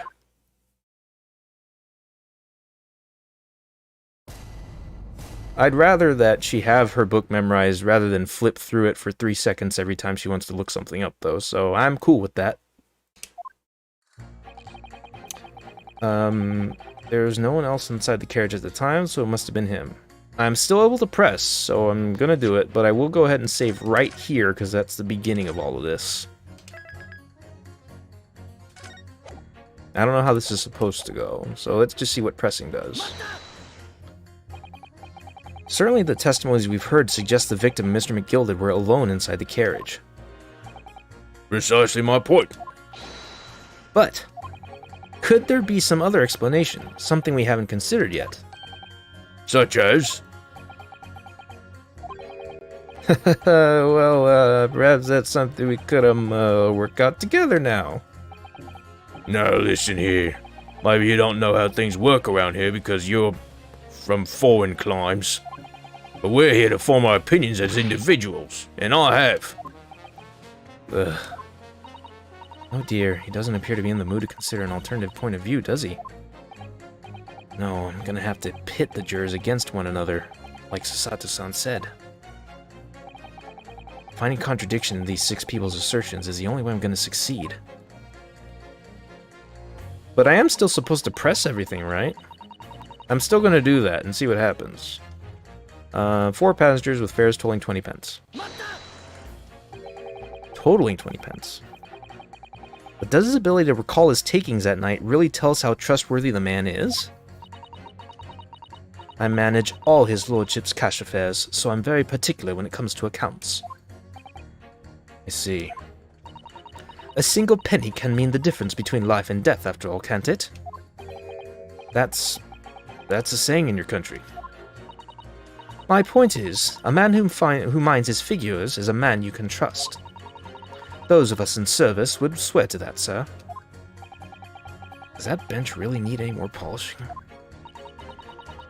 So, if the good driver says he saw Mr. McGilded in the act, I don't doubt him. The only task left to do today is disposing of the rubbish. Hold on one second.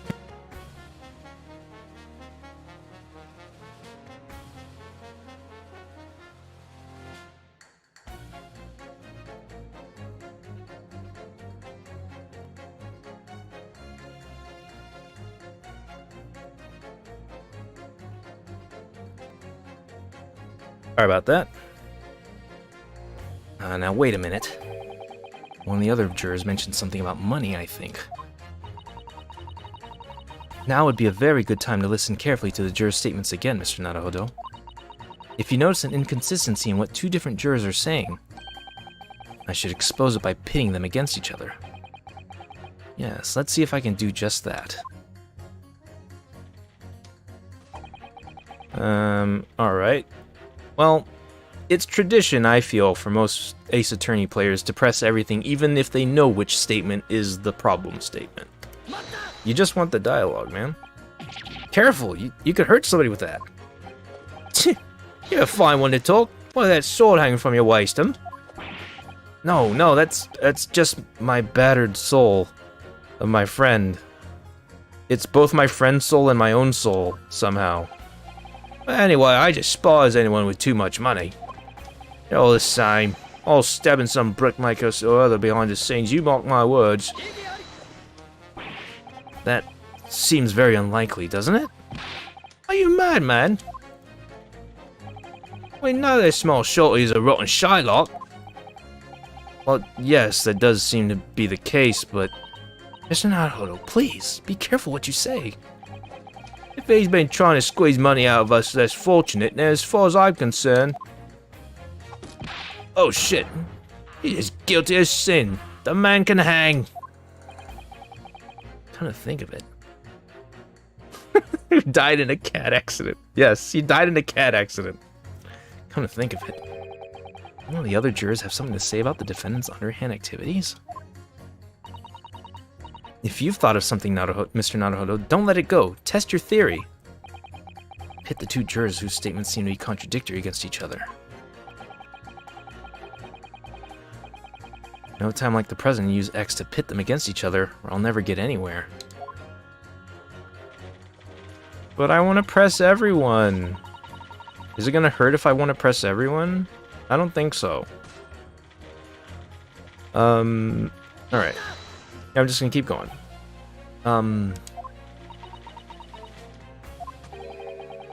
What have you been doing all this time? What have you been doing all this time? There. I should have thought it was obvious. I'm recording everything that takes place as part of these proceedings. And what have you learned from that? For example, at this moment in time, the judge has used his gavel 11 times in total. The prosecution has snorted derisively at your remarks 7 times in total. And, I might add, each time you have gawped like a simpleton. Thank you. What's the point, exactly? So anyway, madam, are you able to explain why you think the defendant is guilty? That is a conclusion I have drawn as a result of the copious notes I have typed. Clearly, but I'm asking you to explain why you've drawn that conclusion. Please don't distract me. It makes it extremely hard to concentrate on my note-keeping. This is going nowhere.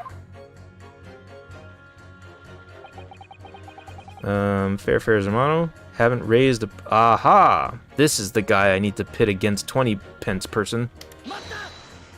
But let's press him. That's how much it costs to take the omnibus? That's right. As the guildmaster, I decided to set a policy for all drivers across the city. One fare, no matter which bus you take or how far you're going. The way his eyes are kind of wall-eyed makes me think he's like a robot. We have to compete with the rise of the motor car, you see. Us coachmen have to make a stand together. Motor cars, you say? Yes, And this murder on one of our buses is extremely damaging to our cause. It's beyond the pale. It'll lead to a decline in passengers, you mark my words, and it's all that rascal's fault. He has to pay. Is this like crime, or is his buses he's more worried about? Anyway, every member of my guild is reliable and trustworthy. So if the driver says he saw him do it, that fellow in the dock is as guilty as sin.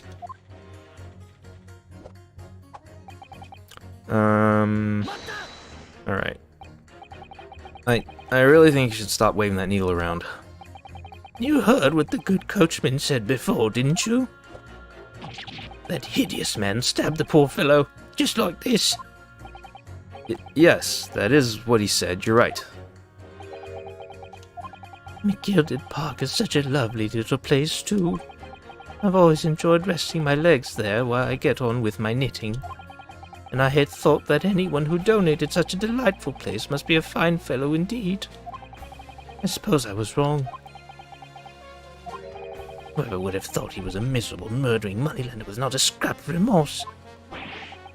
Oh, help. Jesus, sure can be that he's guilty now. The old lady certainly seems to know her mind, doesn't she? So, we just need to find two jurors with contradictory statements and pit them against each other. Which is so much easier said than done.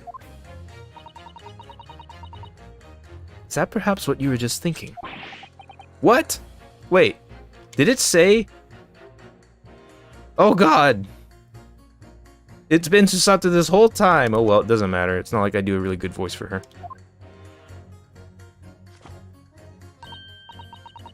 Thanks, Rad. Appreciate it. Well, I took the liberty of doing some research in case you happen to find yourself in just such a situation. Shall I read you what I found out? It is a little long, I'm afraid. Go ahead, please. Very well. Listen to this. Oh, now it's like full-on tutorial. During the summation examination, you'll hear the assertion of the 6 members of the jury. Okay, so it's 6. In this situation, the counsel for the defense should use X and pit with impunity. Having done so, you will be able to compare the chosen assertion with those of the other jurors. Select the corresponding buttons to listen to the other jurors' assertions again. Note that you cannot choose the assertion of the juror you initially selected, nor can you choose assertions of jurors who have changed their leaning to not guilty already. Alright, that's pretty simple. Once you've compared the various jurors' assertions, work out which two contradict each other, and then pit them together with X to pull them apart. I see. She wasn't joking when she said it was long. The first step is to listen very carefully to what each individual juror has to say. Then I'm sure you'll start to see which ones might not quite agree with each other. Alright then. Let's get this right now, so I never have to listen to that long and boring explanation again. Dude, Susato's trying to help you, man. You also agreed to hear that explanation. Don't be a shit about it. That's the spirit. Alright, now we know exactly what we want to do. Total 20 pence. We know that that is in direct conflict with this man. Objection! Those two statements clearly contradict each other. They do. Explain yourself, counsel. Me? Oh dear, what have I said? I swear on Silver Blaze's mane and name, I haven't the first idea what you're talking about. According to the group testimony we've heard so far, there were 4 passengers on the omnibus on the night in question. And according to the coachman, Mr. Beppo, he took 20 pence in fares. Quite right. I have those precise details typed neatly here in front of me. And juror number 5 also told us the following. The fare for the omnibus is always 4 pence. That it is. A fair and convenient single price. Just the way London's carriages should be operated. Yeah, Red knows. You want the music to stop. That's how Ace Attorney games work. That doesn't add up at all. In fact, it leaves a glaring discrepancy in the facts. Why, man? Why? 4 passengers paying 4 pence each. If you do the multiplication... Ah! It would be 16 pence. Exactly. As I said, it doesn't add up. Figures are different. By 4 pence, in fact. Or precisely 1 person's fare. 1 person's fare? Yes, in other words, on the omnibus that night. It's distinctly possible there was another passenger we've heard nothing about. Good gracious. This can't be right. The coachmen of the guild are good, honest men, one and all. Trustworthiness is our watchword. The figures your coachman claims most certainly do not add up. Your watchword, good sir, is a fallacy. I beg your pardon?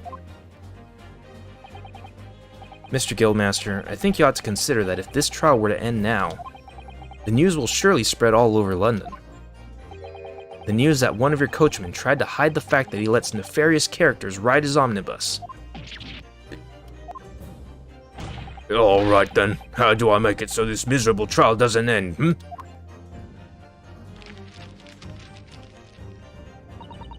Well, according to my book here, you simply launch a ball of fire onto the innocent side on the set. On the innocent. Oh god. Onto the innocent side of the set of scales. Yeah, his hair can come off a little bit. Now hold your horses there, coachman. We were all in agreement.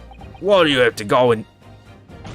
Wait till I get my hands on you, Beppo.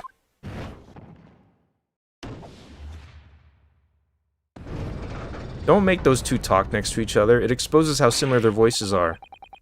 Oh, this is all very irritating. Begging your pardon, sir, I'm going to do the same.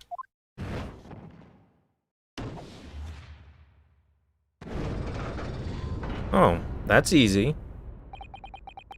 For the love of Mike, not you as well. A penny can be the difference between a smile and a tear, after all. I certainly can't put my trust in someone who doesn't follow my exacting standards in financial matters. Oh, really? I, for one, think it's only proper that we hear from the witnesses again. Oh, well done, Mr. Naruhodo. You did it! If we can manage to change 2 more jurors' minds, we can force the trial to continue. 2 more. Actually, there is something else that's bothering me about a couple of their assertions. Then that's where you must strike next. So I need to pit 2 more jurors against each other and show there's another contradiction in their assertions. Exactly. You can do it. Well, the scales of justice have shifted, but they still weigh heavy on the side of guilt. Counsel, you have the floor again. Continue with your summation examination. I'm changing my leaning to innocent. I should like to hear what the slipshod bookkeeper has to say for himself. What does he say now? Good, Beppo. This trial is to continue so I can get to the bottom of this corruption. Not guilty, I say. I think the grandma is now not who we want to focus on. Who was it that said something that was, like, weird? I think I'll need to press people again to find out what they were talking about.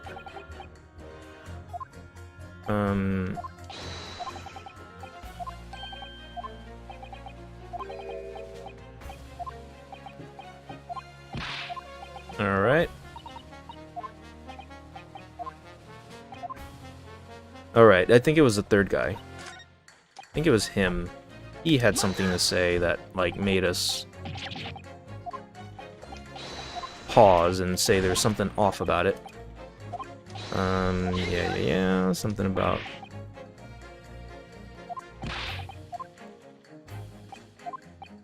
Shylock? Oh yeah, he called him a rotten Shylock.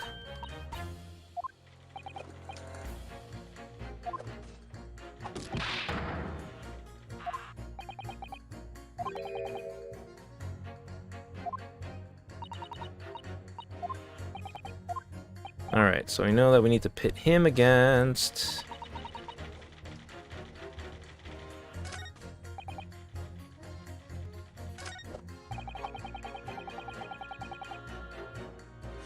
I'm gonna save right now. Because I'm starting to wonder, it's like, are we trying to keep in mind, like, all of the press dialogue that results from our press? And we have to keep that in mind when we pit people against each other? Or is it their base statement that can contradict each other? Because some of these statements are very vague. Wait, poor man on the floor versus... And he's doing it horizontally, it's not on the floor. Is that what it is? Yeah, like she gestures downward and he gestures sideways. Okay, I think that's what it is. It can be that simple, I think. Yep, alright, here we go. Those two statements are completely contradictory. Ugh, I messed that up. Objection! Those two statements are completely contradictory. What? Explain, counsel, post haste. Oh, dearie me. I was only knitting a jumper for my other half. Wow, your husband's still alive? That's sad. That's really... That's awful of me to say. I'm sorry. What's all this claptrap? What does contradictory even mean, I ask you? We've heard from more than one witness that they allegedly saw the actual moment when the defendant stabbed the victim. Now, out of curiosity, juror number 3. What? Can't you see I'm busy here?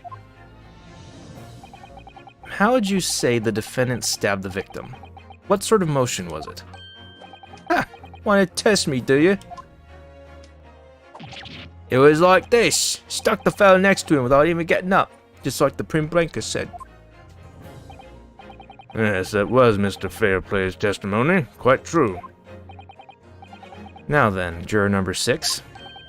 Oh, is that me, is it? What can I do for you? What can I do you for, young man? How would you say the defendant stabbed the victim, madam? Oh, well, dear, as far as I understand it. It was like this. He stabbed the poor man after he'd collapsed on the floor. The coachman said so. Now don't move. Take a look at those two jurors. Or these two jurors. He's been stuck in that position even though he wasn't told to stay that way. He stuck the fellow next to him without even getting up. And he stabbed the poor man after he'd collapsed on the floor. Well, I never. They're stabbing in totally different directions. What? Bless my stitches. What a muddle. What this tells us is that there's a strong possibility one of the witnesses isn't telling the truth. Oh. But why? Why the dickens would they lie? I don't know that yet. But what I do know is that if the trial ends at this point, we may never find out. We may never know the real truth. Ladies and gentlemen of the jury, can you really let that happen in all good conscience? Lies, you say? Oh, dearie me. I can't abide people telling lies. I will see them all hang, the liars. Off with their heads, I say. The scales. I don't believe it.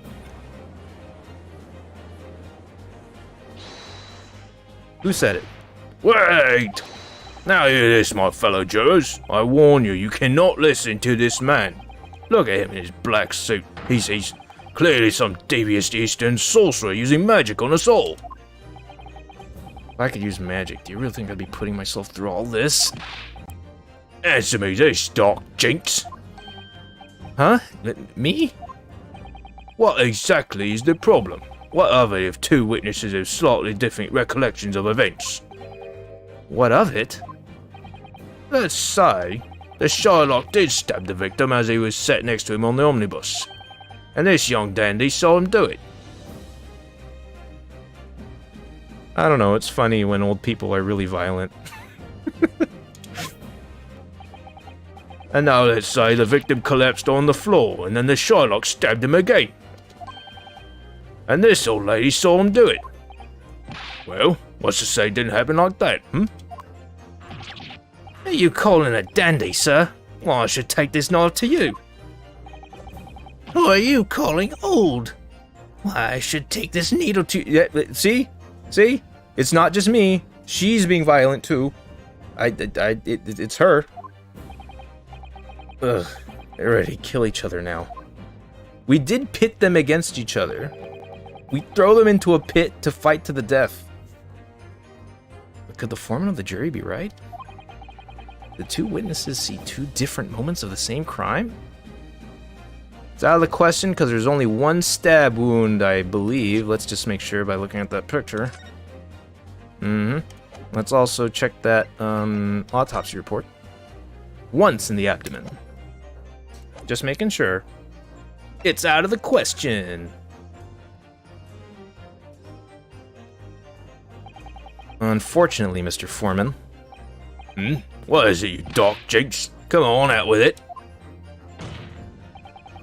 What you're suggesting is impossible. It's out of the question. Oh.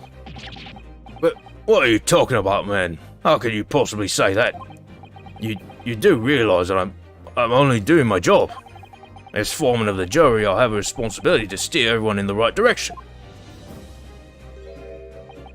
So, where's your evidence, man? That's what we want to see. I say the two witnesses saw two different moments of the same crime. If you say it's out of the question, show me some proof. Looks like the only way I'm gonna convince him is to present him with something he can't dismiss. Looks like it's time for evidence. As you wish. What? I'll give you the proof.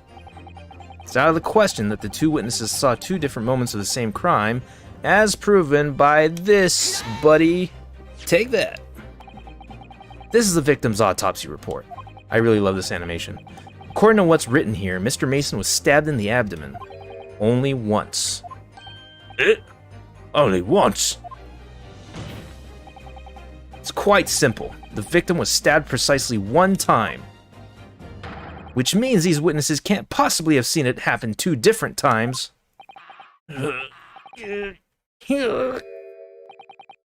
Alright, I concede defeat.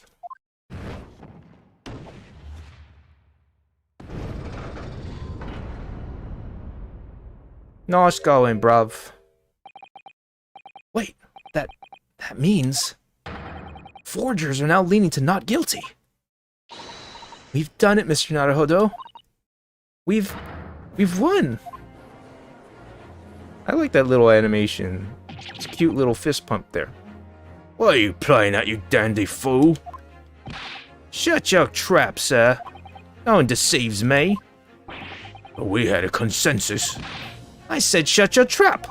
I know a lie when I see one. And if the chap ever dares to cross the threshold in my shop, I'll take this razor-sharp blade and shave out his last hair on his head. Please tell me he's a barber.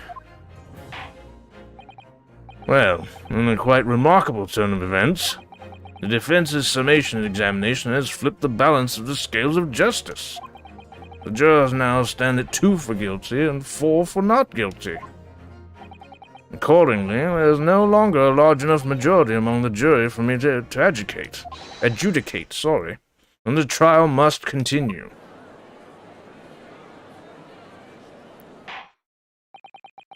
I hereby ask the defense, prosecution, and witnesses to return to their places. And I call upon all of you to continue to pursue the truth. Okay, so actually get another day. Sounds like. So, Lord Van Zeeks, continue to substantiate the case for the prosecution, if you please.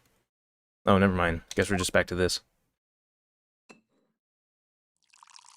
I wonder how much longer this will go for a single chapter.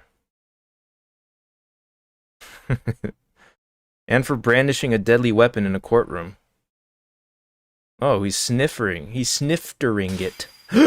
What? That's your hallowed chalice. You just broke your hallowed chalice, dude.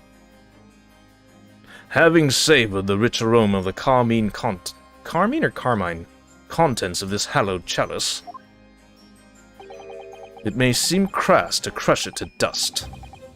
Pray forgive the discourtesy. Lord Van Zeeks. Is it cold in here, or is it just me? As your antiquated tome no doubt says, the prosecution may not speak during a summation examination. Oh, at least he kept to that rule. So I honored a deathly silence and listened to the charade. It seems I overestimated the intelligence of the jury.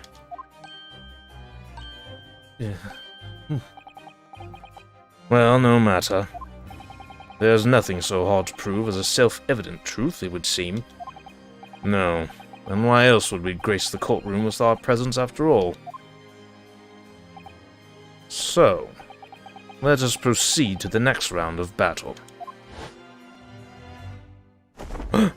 Yo, he took off the cloak. Alright. Bring forth the witnesses once more. Alright, so we brought these guys back. There are so many characters in a single trial, it's crazy. All introduced in the courtroom. This is so strange for Ace Attorney. Witnesses, I trust you heard the summation examination we have just had to endure. Oh, yes, sir, that I did, sir. Of course I heard it.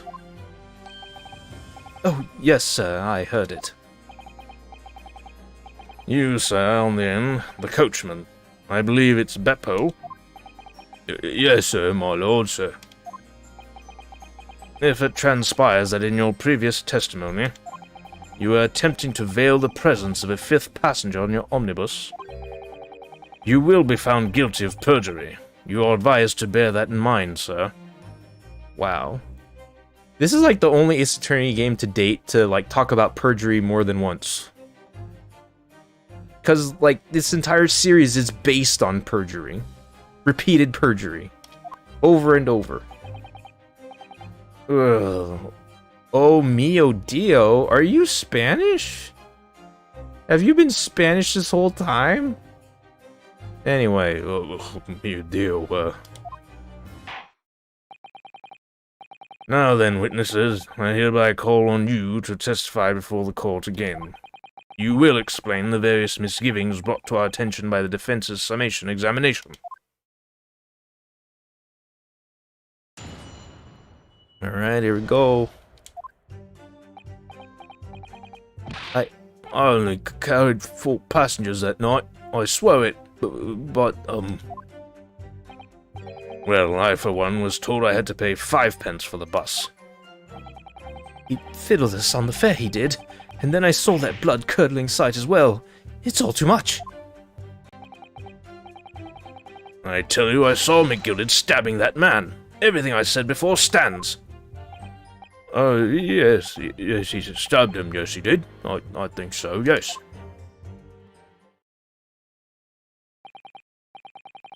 Counsel, make sense of this for me, please. The phantom fifth passenger, conjured into existence by my learned Eastern friend, never existed. The confusion has arisen from the coachman's sly little... I don't know this word. Cozenage. Cozenage? No. Beppo, explain yourself.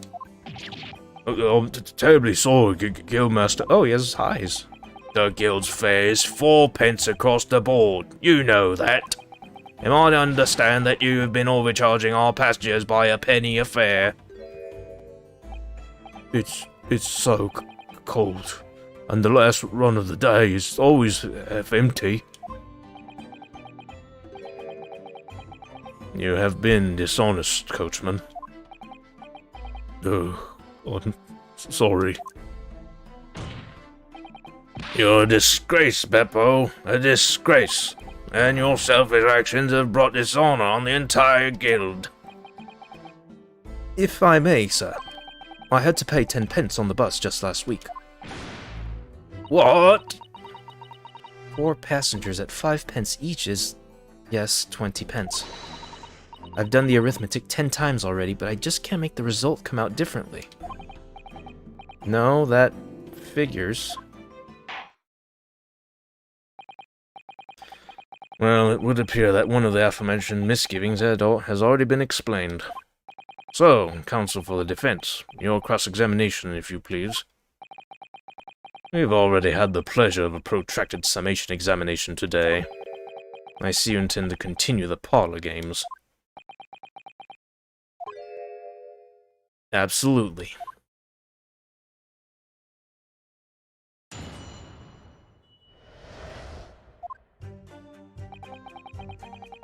Only 4 passengers that night. See what you gotta say about it. So, there were only 4 passengers on your carriage, but you didn't charge them the standard 4p fare. Is that right? It's possible to make the last run of the day pay. I was so cold. It was all I could do to stop myself passing out. I'm getting chilblains just listening to you. It was terrible, so I wanted to give myself a pat on the back for even keeping the bus running. Doesn't a dedicated coachman deserve an extra penny per passenger? You're digging a deeper hole for yourself here. If only there'd been a 5th passenger on the omnibus that night. Then we would have had another suspect.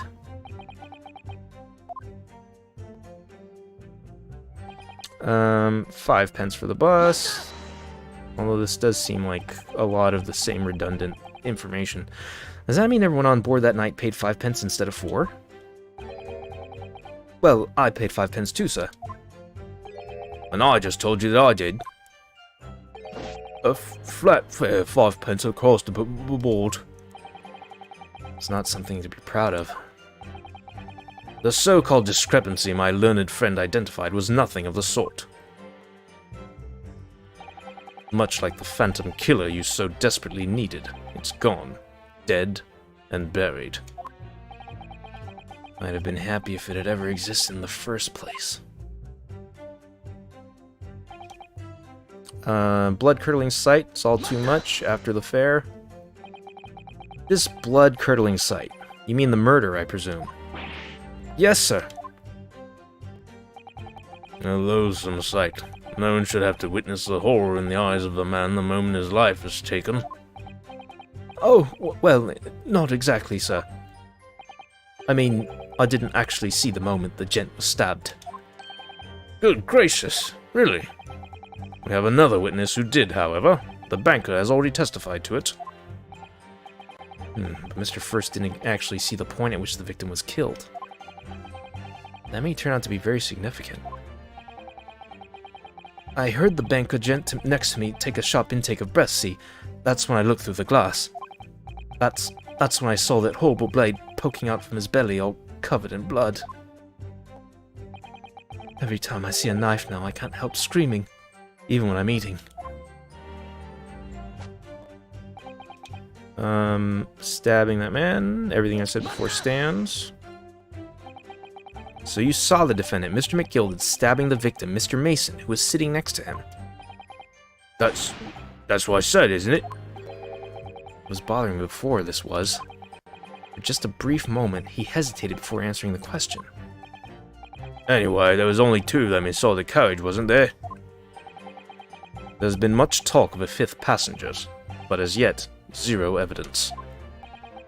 Then what are we wasting all this time for, huh? It's black and white. The man's guilty. Something about Mr. Fairplay's testimony just jars with me. Wish I could work out what it was. Alright, that might be a place to present our little ledger. So I'm going to save now. Make sure that I'm not going to lose my precious little stars.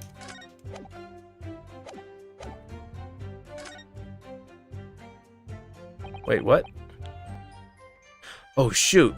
That was the last statement. I didn't realize that was the last statement. I thought it was already started over. Not long ago, this trial very nearly came to an end. Somehow, we've managed to keep our chances alive here. I can't waste this cross-examination. I have to use it to bring some new facts to light. If you're not careful when you press these witnesses, the danger is that the jury will end up believing something unhelpful as they did before. Maybe. but we can't let the fear of that happening stop us from uncovering important new information. Yes, you're so right. I need to pay careful attention here. I don't want to miss even a flicker of reaction among these witnesses. Remember, if you happen to spot one of the witnesses reacting in a strange way, don't hesitate to pursue them as to the reason. I get the feeling that I might have seen a pursue on the very last statement if I had just actually seen him. Yeah, this is the one I should have pressed. This is probably a reaction coming. Earlier, you testified that you saw the moment when the defendant allegedly stabbed the victim, didn't you? Oh, yes, that's right. You said the victim was on the floor and described the assailant holding the knife in an ice pick grip. I suppose. I might have, you know, yes, put the cart before the horse, maybe. What's this? Well, I'm quite sure about most of it. I was driving the horses when I heard a scream from the seats on the roof deck. Oh, I expect that was me, sir. Then when I turned around, yes, I saw it through the skylight. A gentleman was on the floor, and the knife was sticking up out of his midriff. That's right, yes, and the fellow holding the handle was the famous man, yes. So in short, you didn't see the moment when the victim was actually stabbed at all. I really thought that I did, but when I could go over it again in my head, no, I suppose I didn't actually see the precise moment of the stabbing, did I? In fact, now that I come to think of it, it must have already happened when I heard the scream. Ah, of course. That goes without saying. I really wish you had said it earlier. The autopsy report makes it quite clear the victim was stabbed only once. Which means the banker was witness to the fatal wound that ended Mr. Mason's life.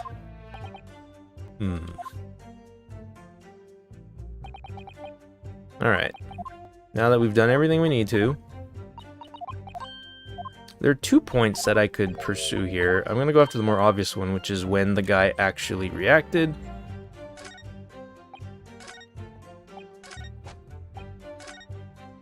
So I'm going to press him until I see the reaction.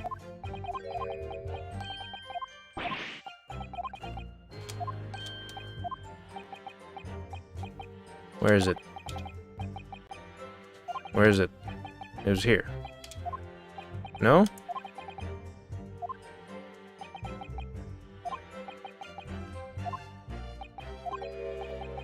Here it is. Alright, cool. Let's look around. To you!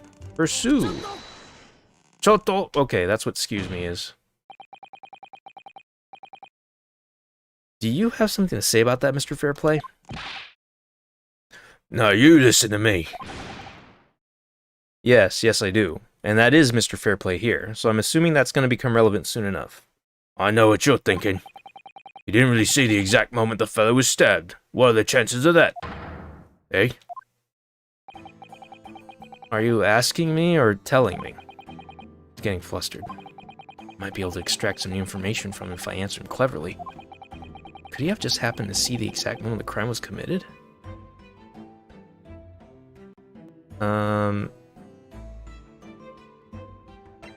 This is an odd place to ask me a question. I'm not quite sure what he means by that.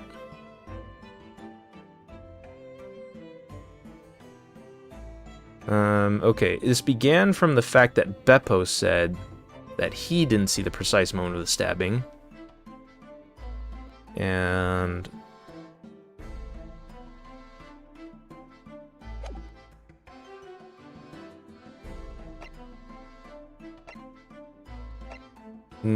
let's just say no chance, because he keeps saying that people can't see the exact moment.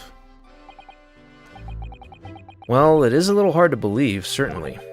Unless you spend your time peeping through a skylight on the top of an omnibus, that is. Heaping? I'm a respectable city banker, I'll have you know.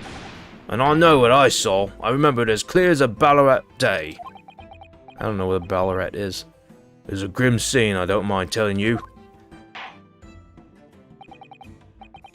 Thank you, Mr. Fairplay. Oh, excuse me if I was getting a little hot under the collar there, my lord. I would ask you to supplement your testimony with a clear statement about what exactly you saw. Oh, I could do that, all right.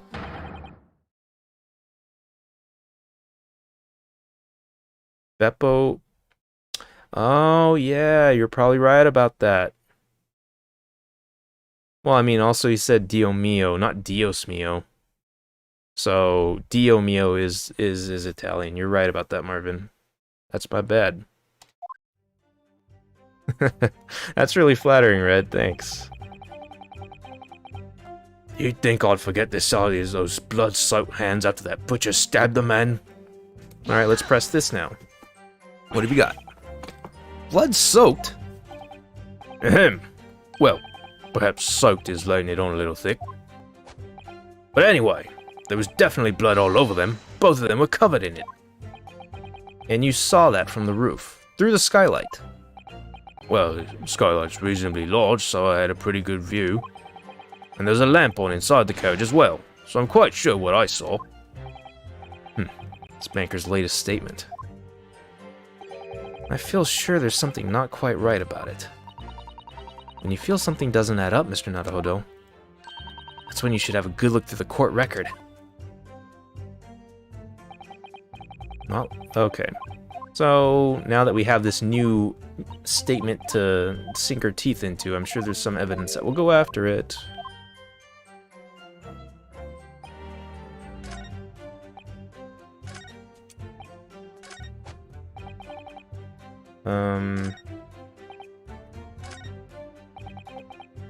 There we go. This is the one.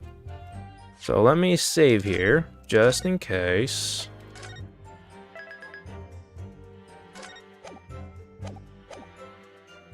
Alright, so... Oh, shit. I meant to press R. I'm sorry. Shit. Shit.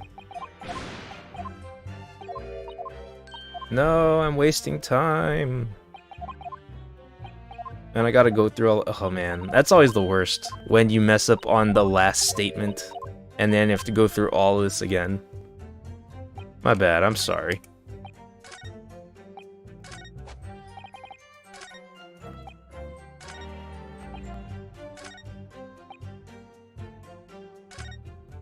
Wait a minute.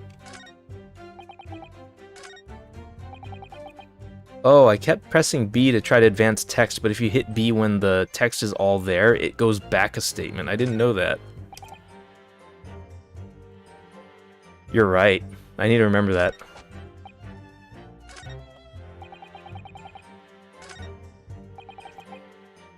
Alright. Yeah, absolutely. Blood-soaked hands. These gloves are clearly not soaked in blood, so I'm assuming this is the refutation. There we go. Objection! Blood-soaked hands. Well, I admit that soak might be laying it on a little thick, but... But anyway, there was definitely blood all over them. Both of them were covered in it. Well, I'm very sorry to disagree, Mr. Fairplay, but that's more than a little peculiar. What? Here are the gloves worn by the defendant, Mr. McGilded, on the night in question. Oh, yes, right. And there definitely does appear to be a sizable dark-colored stain there. But, as I'm sure you can clearly see, it's only on the right-hand glove.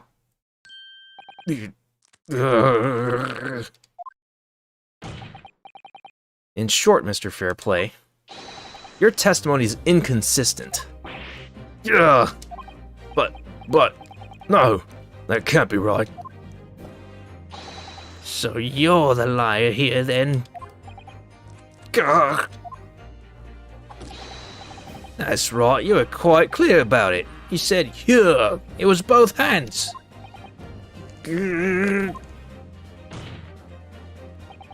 Mr. Fairplay, If your last statement was a lie, it calls your entire testimony into question.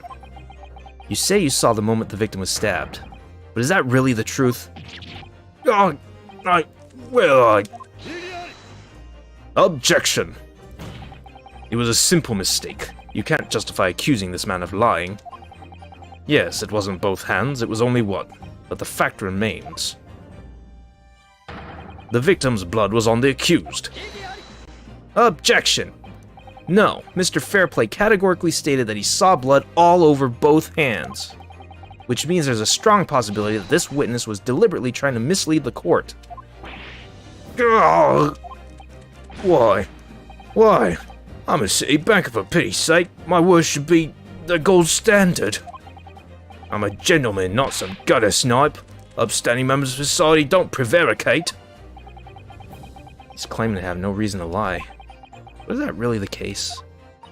Mr. Naruhodo, if we had some evidence to explain why Mr. Fairplay might be lying, it could turn the tide in this trial completely. And we know what that is. Something to show this man has a compelling reason to lie in his testimony. We got it. My lord. Oh wait, sorry, that wasn't an exclamation, he was talking to the judge. My lord! Yes, counsel. The defense is ready to present evidence. By Jove, are you sure? Yes, evidence that will clearly demonstrate why Mr. Fairplay had reason to lie in his testimony. God! Very well. I hereby call on the defense to present its evidence. The evidence that demonstrates a motive for the witness's alleged deception of the court. Could I take that? This is a list of the debtors who owe money to Mr. McGilded. Yes, a list of innocent victims, crippled by the accused's extortion. The point is, among the names of these debtors is your name, Mr. Bruce Fairplay. What? Mr. Fairplay, are you currently indebted financially to the accused? No. Well, it's barely worthy of being called a debt. According to this ledger, you owe 20 guineas. Not an inconsiderable sum of money, wouldn't you say? Well, what of it? Let's suppose Mr. McGilded were to be found guilty of murder. What would become of your debt in that case? These documents state that the loan agreement is forged between two individual parties. Therefore, were the creditor, the defendant here, to be sentenced to a capital punishment, all outstanding debts which were owed him would be annulled. They would cease to exist. Cease to exist? Mr. Fairplay, is it not the case that you claimed in your testimony to have seen something you never in fact saw? In a devious attempt to annul your debt of 20 guineas to the defendant? Ugh.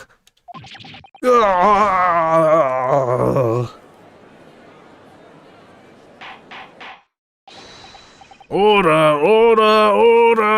Mr. Bruce Fairplay. Yes, my lord. Let me ask you again, and be aware that your answer may have most serious implications upon your future, sir. Did you or did you not see the precise moment in time at which the defendant is alleged to have thrust a knife into the victim?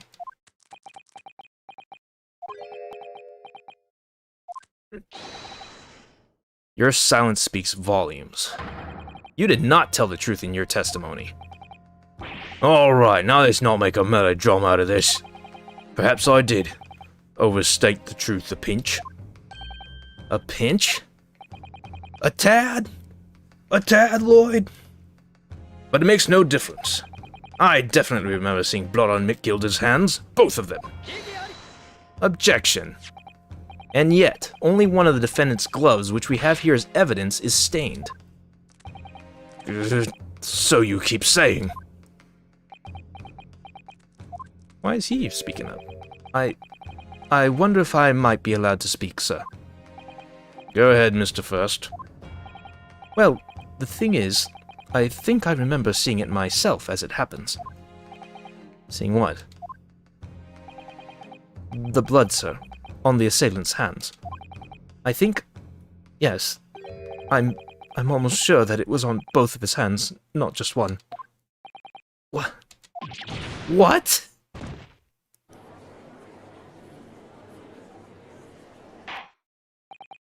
It would appear that we're going to need further testimony from all you witnesses. This time I would like to know precisely what you did and what you did not see. Do I make myself perfectly clear? Yes. Mr. Naruhodo, this is good news. The course of the trial seems to have shifted slightly at last. Yes. Might finally have a chance to turn things around here. Holy moly. This is all one chapter. This is basically an entire trial. Like, it's been 2 hours and 40 minutes and change, and we still haven't seen a chapter break. These games are structured in ways I'm not used to. Oh well. There was blood on both hands of the assailant. I sincerely and distinctly remember that. However, I suppose you might say they didn't see the exact moment the stabbing transpired, if that matters. I remember seeing the knife, and I remember seeing both of the attacker's hands with blood on them. Marvin was right. I think this guy is Italian. I didn't actually see anything myself, no. Not until I heard that scream. Anyway, the fact remains, there can't have been anyone else inside that carriage or we would all have seen. Yeah, like I haven't had, like, it didn't prompt me to save yet. There's no, like, you want to save your progress? Ding, ding, ding, ding, ding. Nothing. Well, lo and behold. In truth of fact, not one of you was witness to the crucial moment the crime was perpetrated. I apologize, my lord, but honestly... Oh, there was no one else inside that carriage, and the man's hands were covered in blood. That much incriminating evidence is tantamount to saying we saw the man do it. That's really not what testimony is about. Let us examine the interior of the omnibus once more. The victim's fresh blood is clearly visible on the seat, corroborating the witness's accounts. In other words, there is no substantial nor significant change in the facts of the case. Very well. Your cross-examination, please, counsel. Yes, my lord.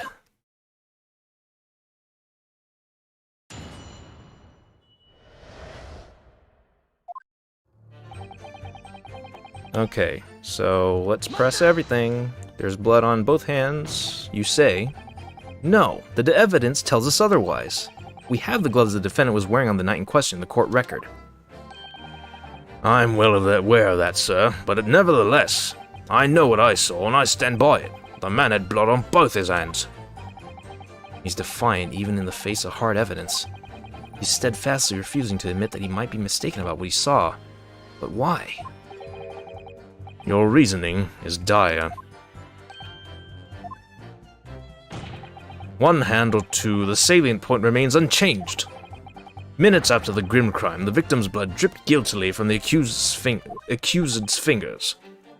Didn't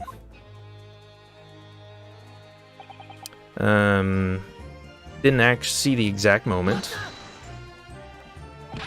Don't try to downplay this. Whether or not you saw the exact moment of the crime is a matter of fundamental importance, as well you know. Ah, but, for crying out loud, we all know that no one else could possibly have done it. I was just trying to save us all some time. You have a loan of 20 guineas outstanding with the defendant, do you not? Had you hoped to release yourself from that financial burden by ensuring the defendant was found guilty? Well, that's not entirely not what I was hoping for. This guy's really having trouble with this cane. I just lost a little guinea, or 10, when I backed the wrong horse in the derby, that's all. was going to win it all back. There's a fixture this weekend, it's a sure thing. A little guinea or 10? I'm a banker. No one bats an eye if I borrow a little spending money for the weekend. Santa is so disappointed in you. I think you may have revealed rather more about your character than you bargained for, sir. This witness's scruples are not on trial here. Proceed to the next witness. Is that really how it's supposed to work? He saw the knife, and he saw both of the hands with blood on them. You definitely saw that too. Blood on both hands. Yes, sir. I mean, I know what you're going to say. Only one of Mr. McGilder's gloves has any signs of blood on it. That's right. The thing is, as far as I remember, sir, when I looked down and saw Mr. McGilded sitting beside the other fellow, I don't believe he was wearing any gloves, sir. He wasn't wearing these gloves? That's correct, sir. And I saw the blood on both his bare hands quite clearly. It's true that the dark-colored stain on the dark leather gloves wouldn't have been easy to see. I should point out that the police officer who apprehended the accused on the night in question reported that there was no trace of blood on Mr. McGilded's gloved hands. There wasn't blood on his hands. This is puzzling indeed. This must be significant somehow. I'm sure of it.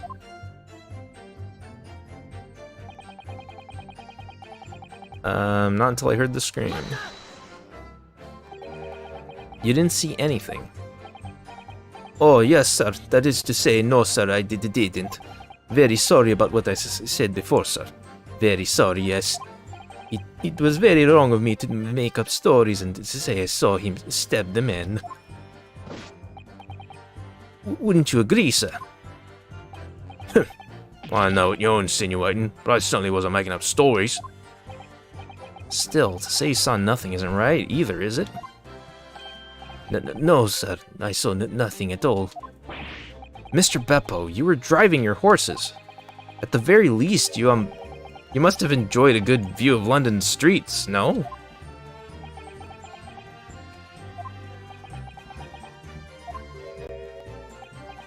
Oh, please. You didn't even see that? It was so cold that night, you see. It was all I could do to keep from passing out, sir. Yes, my head was fairly frozen solid. Sorry to say, sir. It would seem prudent to avoid travel on the last omnibus service of London's cold winter nights. Beppo! Ah!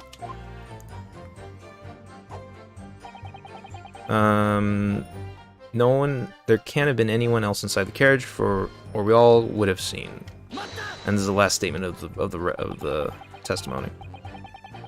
And everything you saw of the incident was through the skylight on the roof of the omnibus. That's right. It was fiercely cold that night, but the glass wasn't frosted over. Oh yes, I remember I was shivering, it was so bitter. Which rather begs the question of why the pair of you were sitting on the roof deck in the first place. Well, I don't know about this young fellow, but I couldn't enter the cabin. Oh? Why not? It was locked from the inside. I tried knocking, but no one opened the door. It was locked? That's right, and it's a public bus service for pity's sake. That's not what I call fair play. Yes, I had exactly the same experience. I tried knocking, but the gent inside just gestured at me to clear off. So I had no choice but to climb up to the roof deck and look down longingly into the warm cabin below. Well, I can assure you I wasn't just looking down, I was glaring, long and hard. And that's precisely why I can tell you with absolute confidence that if there was anyone else at all in that cabin, I would have noticed. Unequivocal, I would say. I'm not sure about these two witnesses. They really have seen everything inside the cabin through the skylight? They may not have been able to... Well, you know what? Just so that I'm sure. I'm gonna walk in here.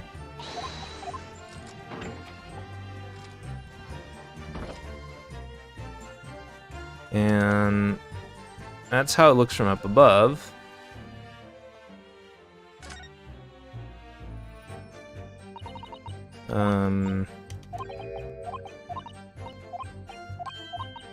Just going out here, and is this a different dialogue up here? No. What about this setup would obscure their vision? There's a bit of a grate there, but is that enough? If they were seated in the front seat of the deck, then they wouldn't have no view at all. But I don't think that's what they're trying to say here. Interesting. I'm gonna save.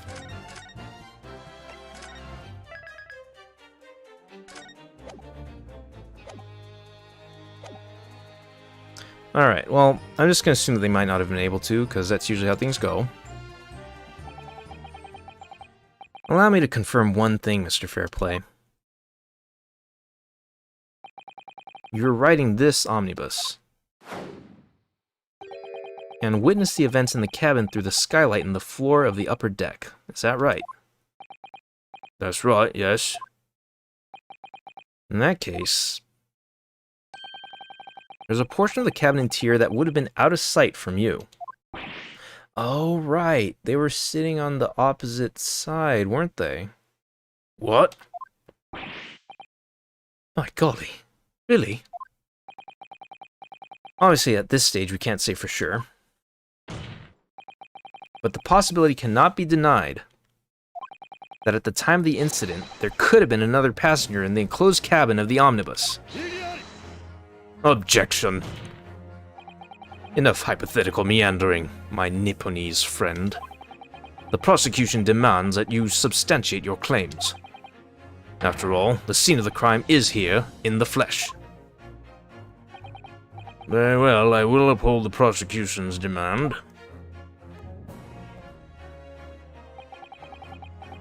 You will identify the area on this cross-sectional plan of the omnibus.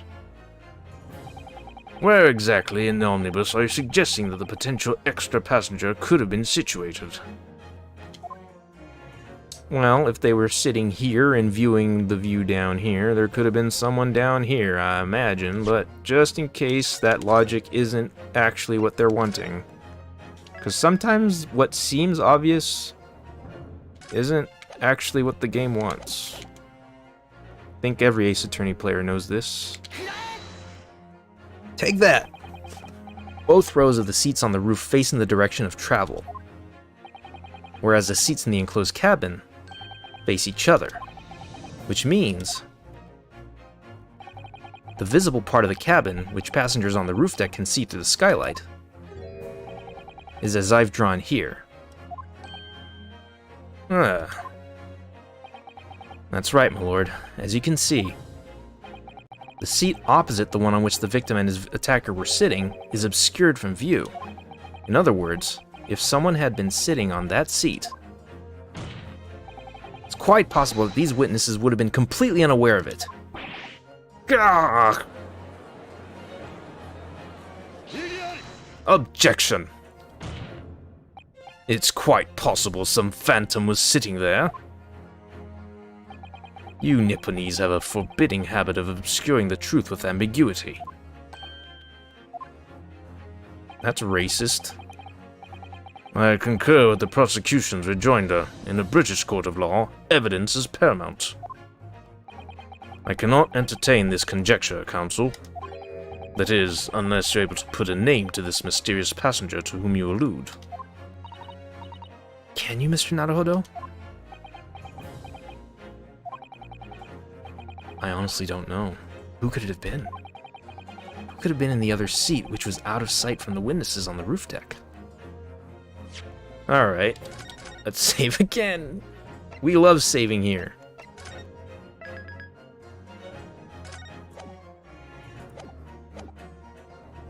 Well, I have an inkling. Well, first off, let's even look at our people. I haven't really looked at this before. Definitely not Strongheart. He's the accused, not him. He's the dead guy. Beppo, Bruce, and Lady first. Are we just gonna accuse Bruce then? He's the only person that has any reason, because he's the driver. He's up top.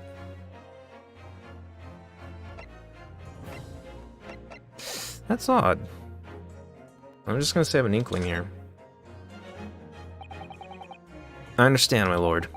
The defense would like to put forward a name. You are a fool. That response was a desperate attempt by a man who has no notion of his own limitations.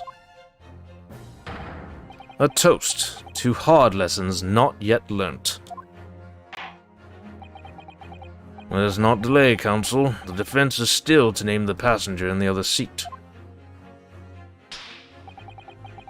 This could be it. This could be the chance I've been waiting for to turn the trial in my favor. On that night, on the night of the murder, the person occupying the seat in the omnibus cabin that was obscured from view was...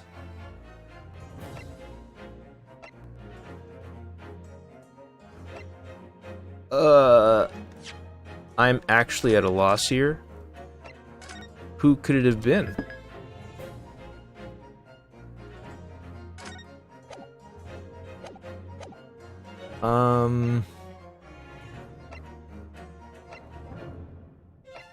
I mean, the only way it could be either of these guys is if they're in cahoots, because they were both on the top deck and they both had their own accounts, right?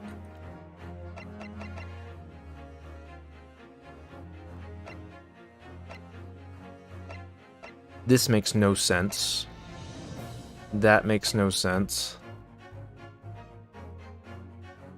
I mean, he came out of retirement, or out of nowhere, just to prosecute this one case. So it's kind of weird that he came out just to prosecute this one case. It kind of makes me wonder why, but... I don't know. Owed the defendant a considerable sum of money.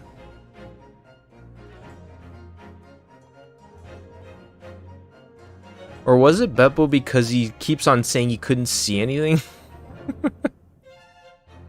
But then someone had to have been driving the dang thing, right?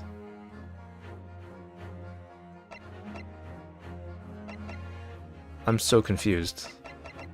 And this is all the people. This is all I have to choose from.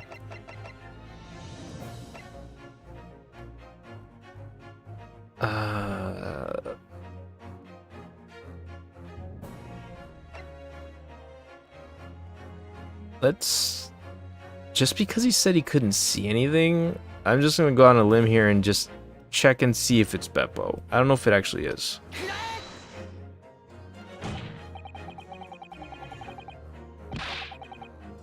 Okay, never mind.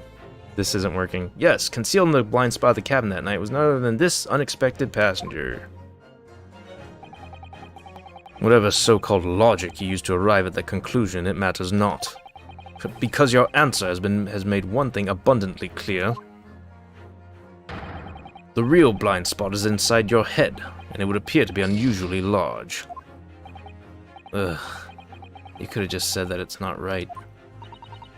Mr. Naruhodo, our task here is to defend Mr. McGilded, and we are working on the assumption that he is innocent of this crime. Yes, of course. Why? That must mean, then, that there was someone else inside the omnibus with Mr. McGilded, the true culprit. That's right. Exactly what I've been... Oh.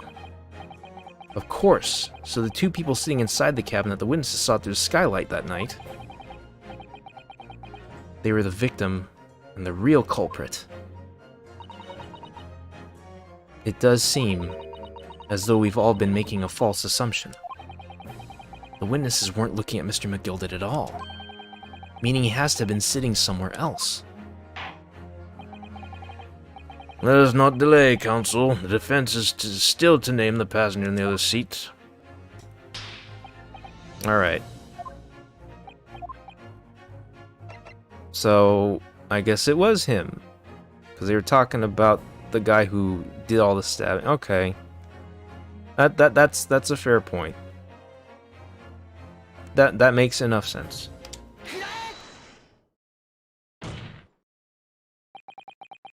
The passenger in the enclosed cabin that the witnesses on the roof deck failed to see.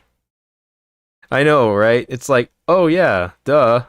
they were only talking about how someone stabbed someone and there was blood on their hands and they saw it. So the only way for that to work and still be true is if they actually saw a killer. Duh. Has to have been Mr. Magnus McGilded. Mr. McGilded? What are you talking about, Counsel? That's the name of the defendant. Objection! Awesome, that's a great animation. If I desecrate this chamber by smashing my hallowed chalice, do forgive the discourtesy. You can't refer to a single hallowed chalice when you're just destroying them left and right. You have like a huge crate full of these hallowed chalices, but you can't just call it my hallowed chalice. You should say like a hallowed chalice, if anything. Come on. Lord Van Zeeks. People talk of those tiny island nations in the Far East as having a learning and culture of their own. But I see they use the terms ill-advisedly. What are you trying to say? Let me explain in terms that even a student of an artless backwater such as yourself might understand. When the bloody scene unfolded, the victim and his assailant were sitting side by side. Multiple witnesses have attested to the fact. It's the very premise on which this case is built. Objection! But that premise may be wrong. What? If the victim really was sitting beside Mr. McGilded, it creates an inconsistency that can't be reconciled in any way. What inconsistency, Counsel? The defendant's gloves, my lord. Both witnesses made the same testimony. They claim that there was blood on both hands of the person sitting next to the victim. Objection! Yet we know the truth to be otherwise. Only one glove bears the gore remains. Objection! The point is, even in the face of this irrefutable evidence, both witnesses have maintained their stance. Yes, their testimony remains unchanged. Exactly. They both adamantly swear that they clearly remember seeing blood on both hands of the assailant. In short, their memory of events is correct, and their testimony reveals the truth. It was somebody else sitting beside the victim that night, a third party we have yet to identify, and the victim's blood was on that passenger's hands, both of them. Objection! And who was this third party? Obviously, the true culprit. Extraordinary.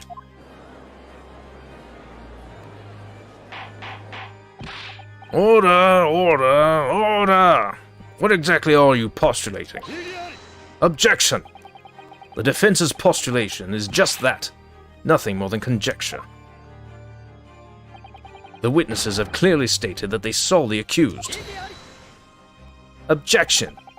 But when elaborating on his testimony, Mr. Fairplay said the two of them were wearing hats and I couldn't exactly make out their faces. Yes. Tops of their heads were obscured by the roof. I could see the rest of them, though. Yes, that's right. Both gents were most certainly hatted. Hatters do tend to notice such things, sir. If you're a hatter, why is your hat so shoddy and ill-fitting? It keeps slipping off your head. I don't trust your haberdashery, sir. What particular styles of hat did the two gentlemen sport, Mr. First? I'm afraid I don't remember. You call yourself a hatter?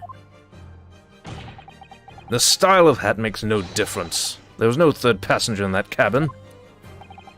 How can you be so sure? Because if there had been, the accused, Mr. McGilded, would undoubtedly have offered to depose the fact.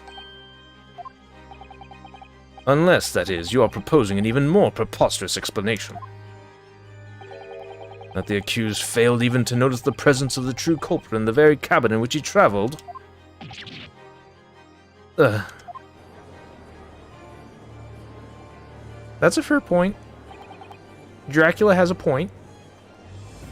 He's right. If there was another person traveling in the enclosed cabin of the omnibus, it's inconceivable that Mr. McGilded would have been unaware of it. Order! There's clearly a simple solution to this problem.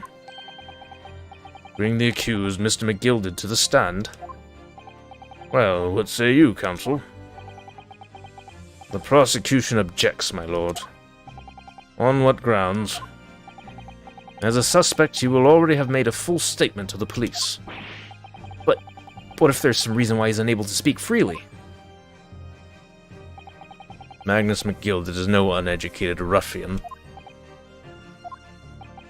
If it indeed turns out the man has been withholding information, you can be sure it will have been a most deliberate act. Counsel for the defense, what is your opinion? My lord, should we ask Mr. McGilded to testify or not?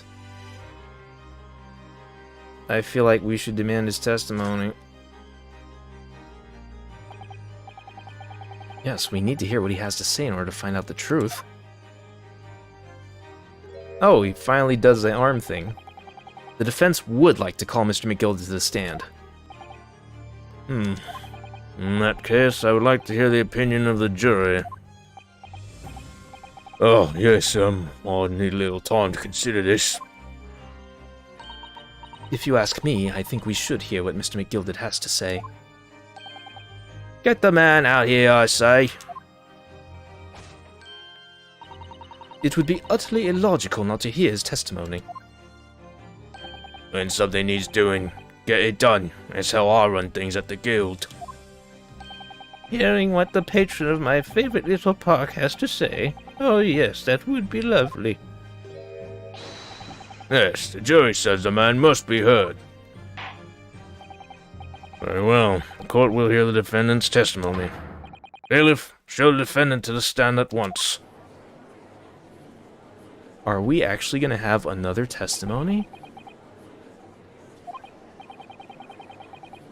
Now, maybe what actually happened that night will finally become clear. Okay. This better be the last testimony of this trial. I feel like we've dragged it out long enough. Let proceedings be resumed. Mr. McGilded, have you been listening to the discourse of the day? To be sure I have, my lord. I know, I thought it was going to be short. I thought that the stream was going to be like 2 hours or less.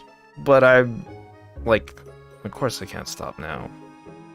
I can't stop now. I have to just, like, I feel like this is the last testimony. I feel like this is the last testimony. Let's go. There are now two matters on which the court decides to hear from you. The first is whether or not there was a third party with you in the omnibus cabin as proposed by the defense. The second is that if such a person was indeed present, why did you conceal that fact from the police? Egad, no. 'Tis not my nature to hide anything at all. Just answer the questions, please. The truth of the matter is, I've been desperate about this so long. But I tell you all, keep my mouth shut. Tell us what, Mr. McGilded? The fine fellow represented me is absolutely right. Well, because his name's McGilded, I don't know what else to do with it. In the carriage on the night with myself and the other man, there was another passenger. It's true? Aye, and 'twas me who helped the little urchin get away after it all happened. You... What?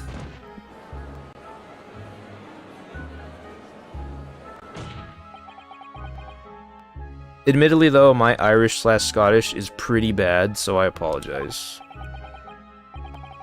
No, Magnus McGilded. That convenient excuse can't save you now. I'm truly sorry, so I am, Lord Van Zeeks.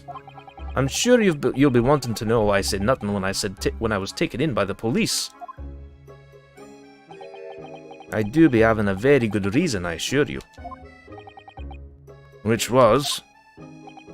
Well, the little child was just in the wrong place at the wrong time. Not in any way involved, you see. What?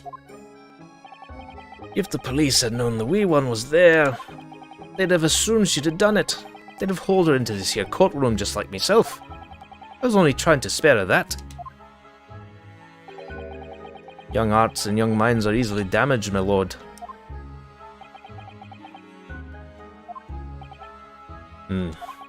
And who is this young child of whom you speak?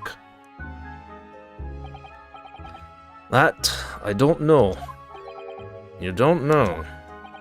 Aye, well, the wee thing just happened to be in the carriage that night. I never saw it before or since. Objection! We have absolutely no reason to believe this man. The prosecution calls for the witnesses' statements to be disregarded by the court.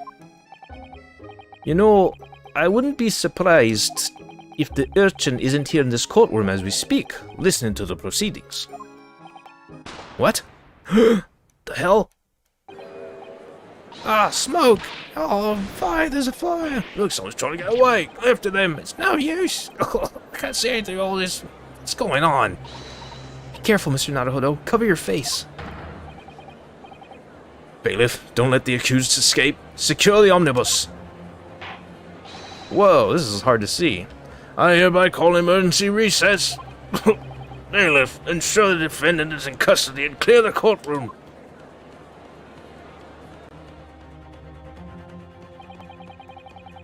We were hurriedly removed from the smoke-filled courtroom by the bailiff.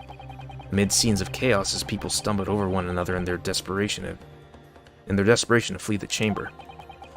We had no idea what was happening. All we knew was that, for the time being at least, the trial was suspended. Yeah, I think we're finally there. Woo! To be continued! Wow.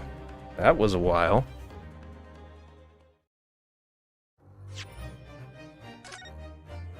I will gladly save my progress. Nice. Oh shit. Well, I didn't mean to just continue on like that. I should have just stopped right there. That's enough of that. I know, 3 hours for a chapter is pretty gnarly, dude. Pretty gnarly.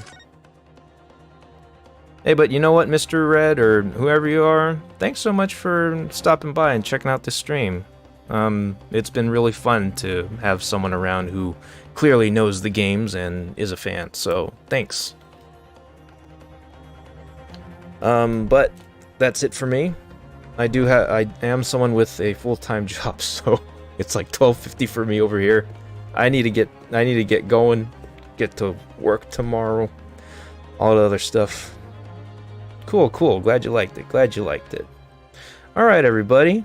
If it's not just Red in here, if there's anyone else watching, thank you so much for checking this stream out. This is a game that I'm continuing to play. I'm hoping to do more streams over the course of the week. Can't say for sure if and when, but if you follow our channel and keep an eye on your community tab, you'll probably see the stream come up, and eventually you'll see the parts come through. Oh wow, 3 AM for you, huh? Well, thank you even more for sticking around and checking this out. Really cool. Alright, everybody. That's a good night for me. We'll see you next time with the next chapter. And that was premature. I thought for sure I would see Iris Wilson in this chapter, but guess not. We'll see her next time. Pretty sure she was the one hiding in that carriage. We'll see. Later, everybody. Good night. Take care of yourselves. See ya. Bye-bye.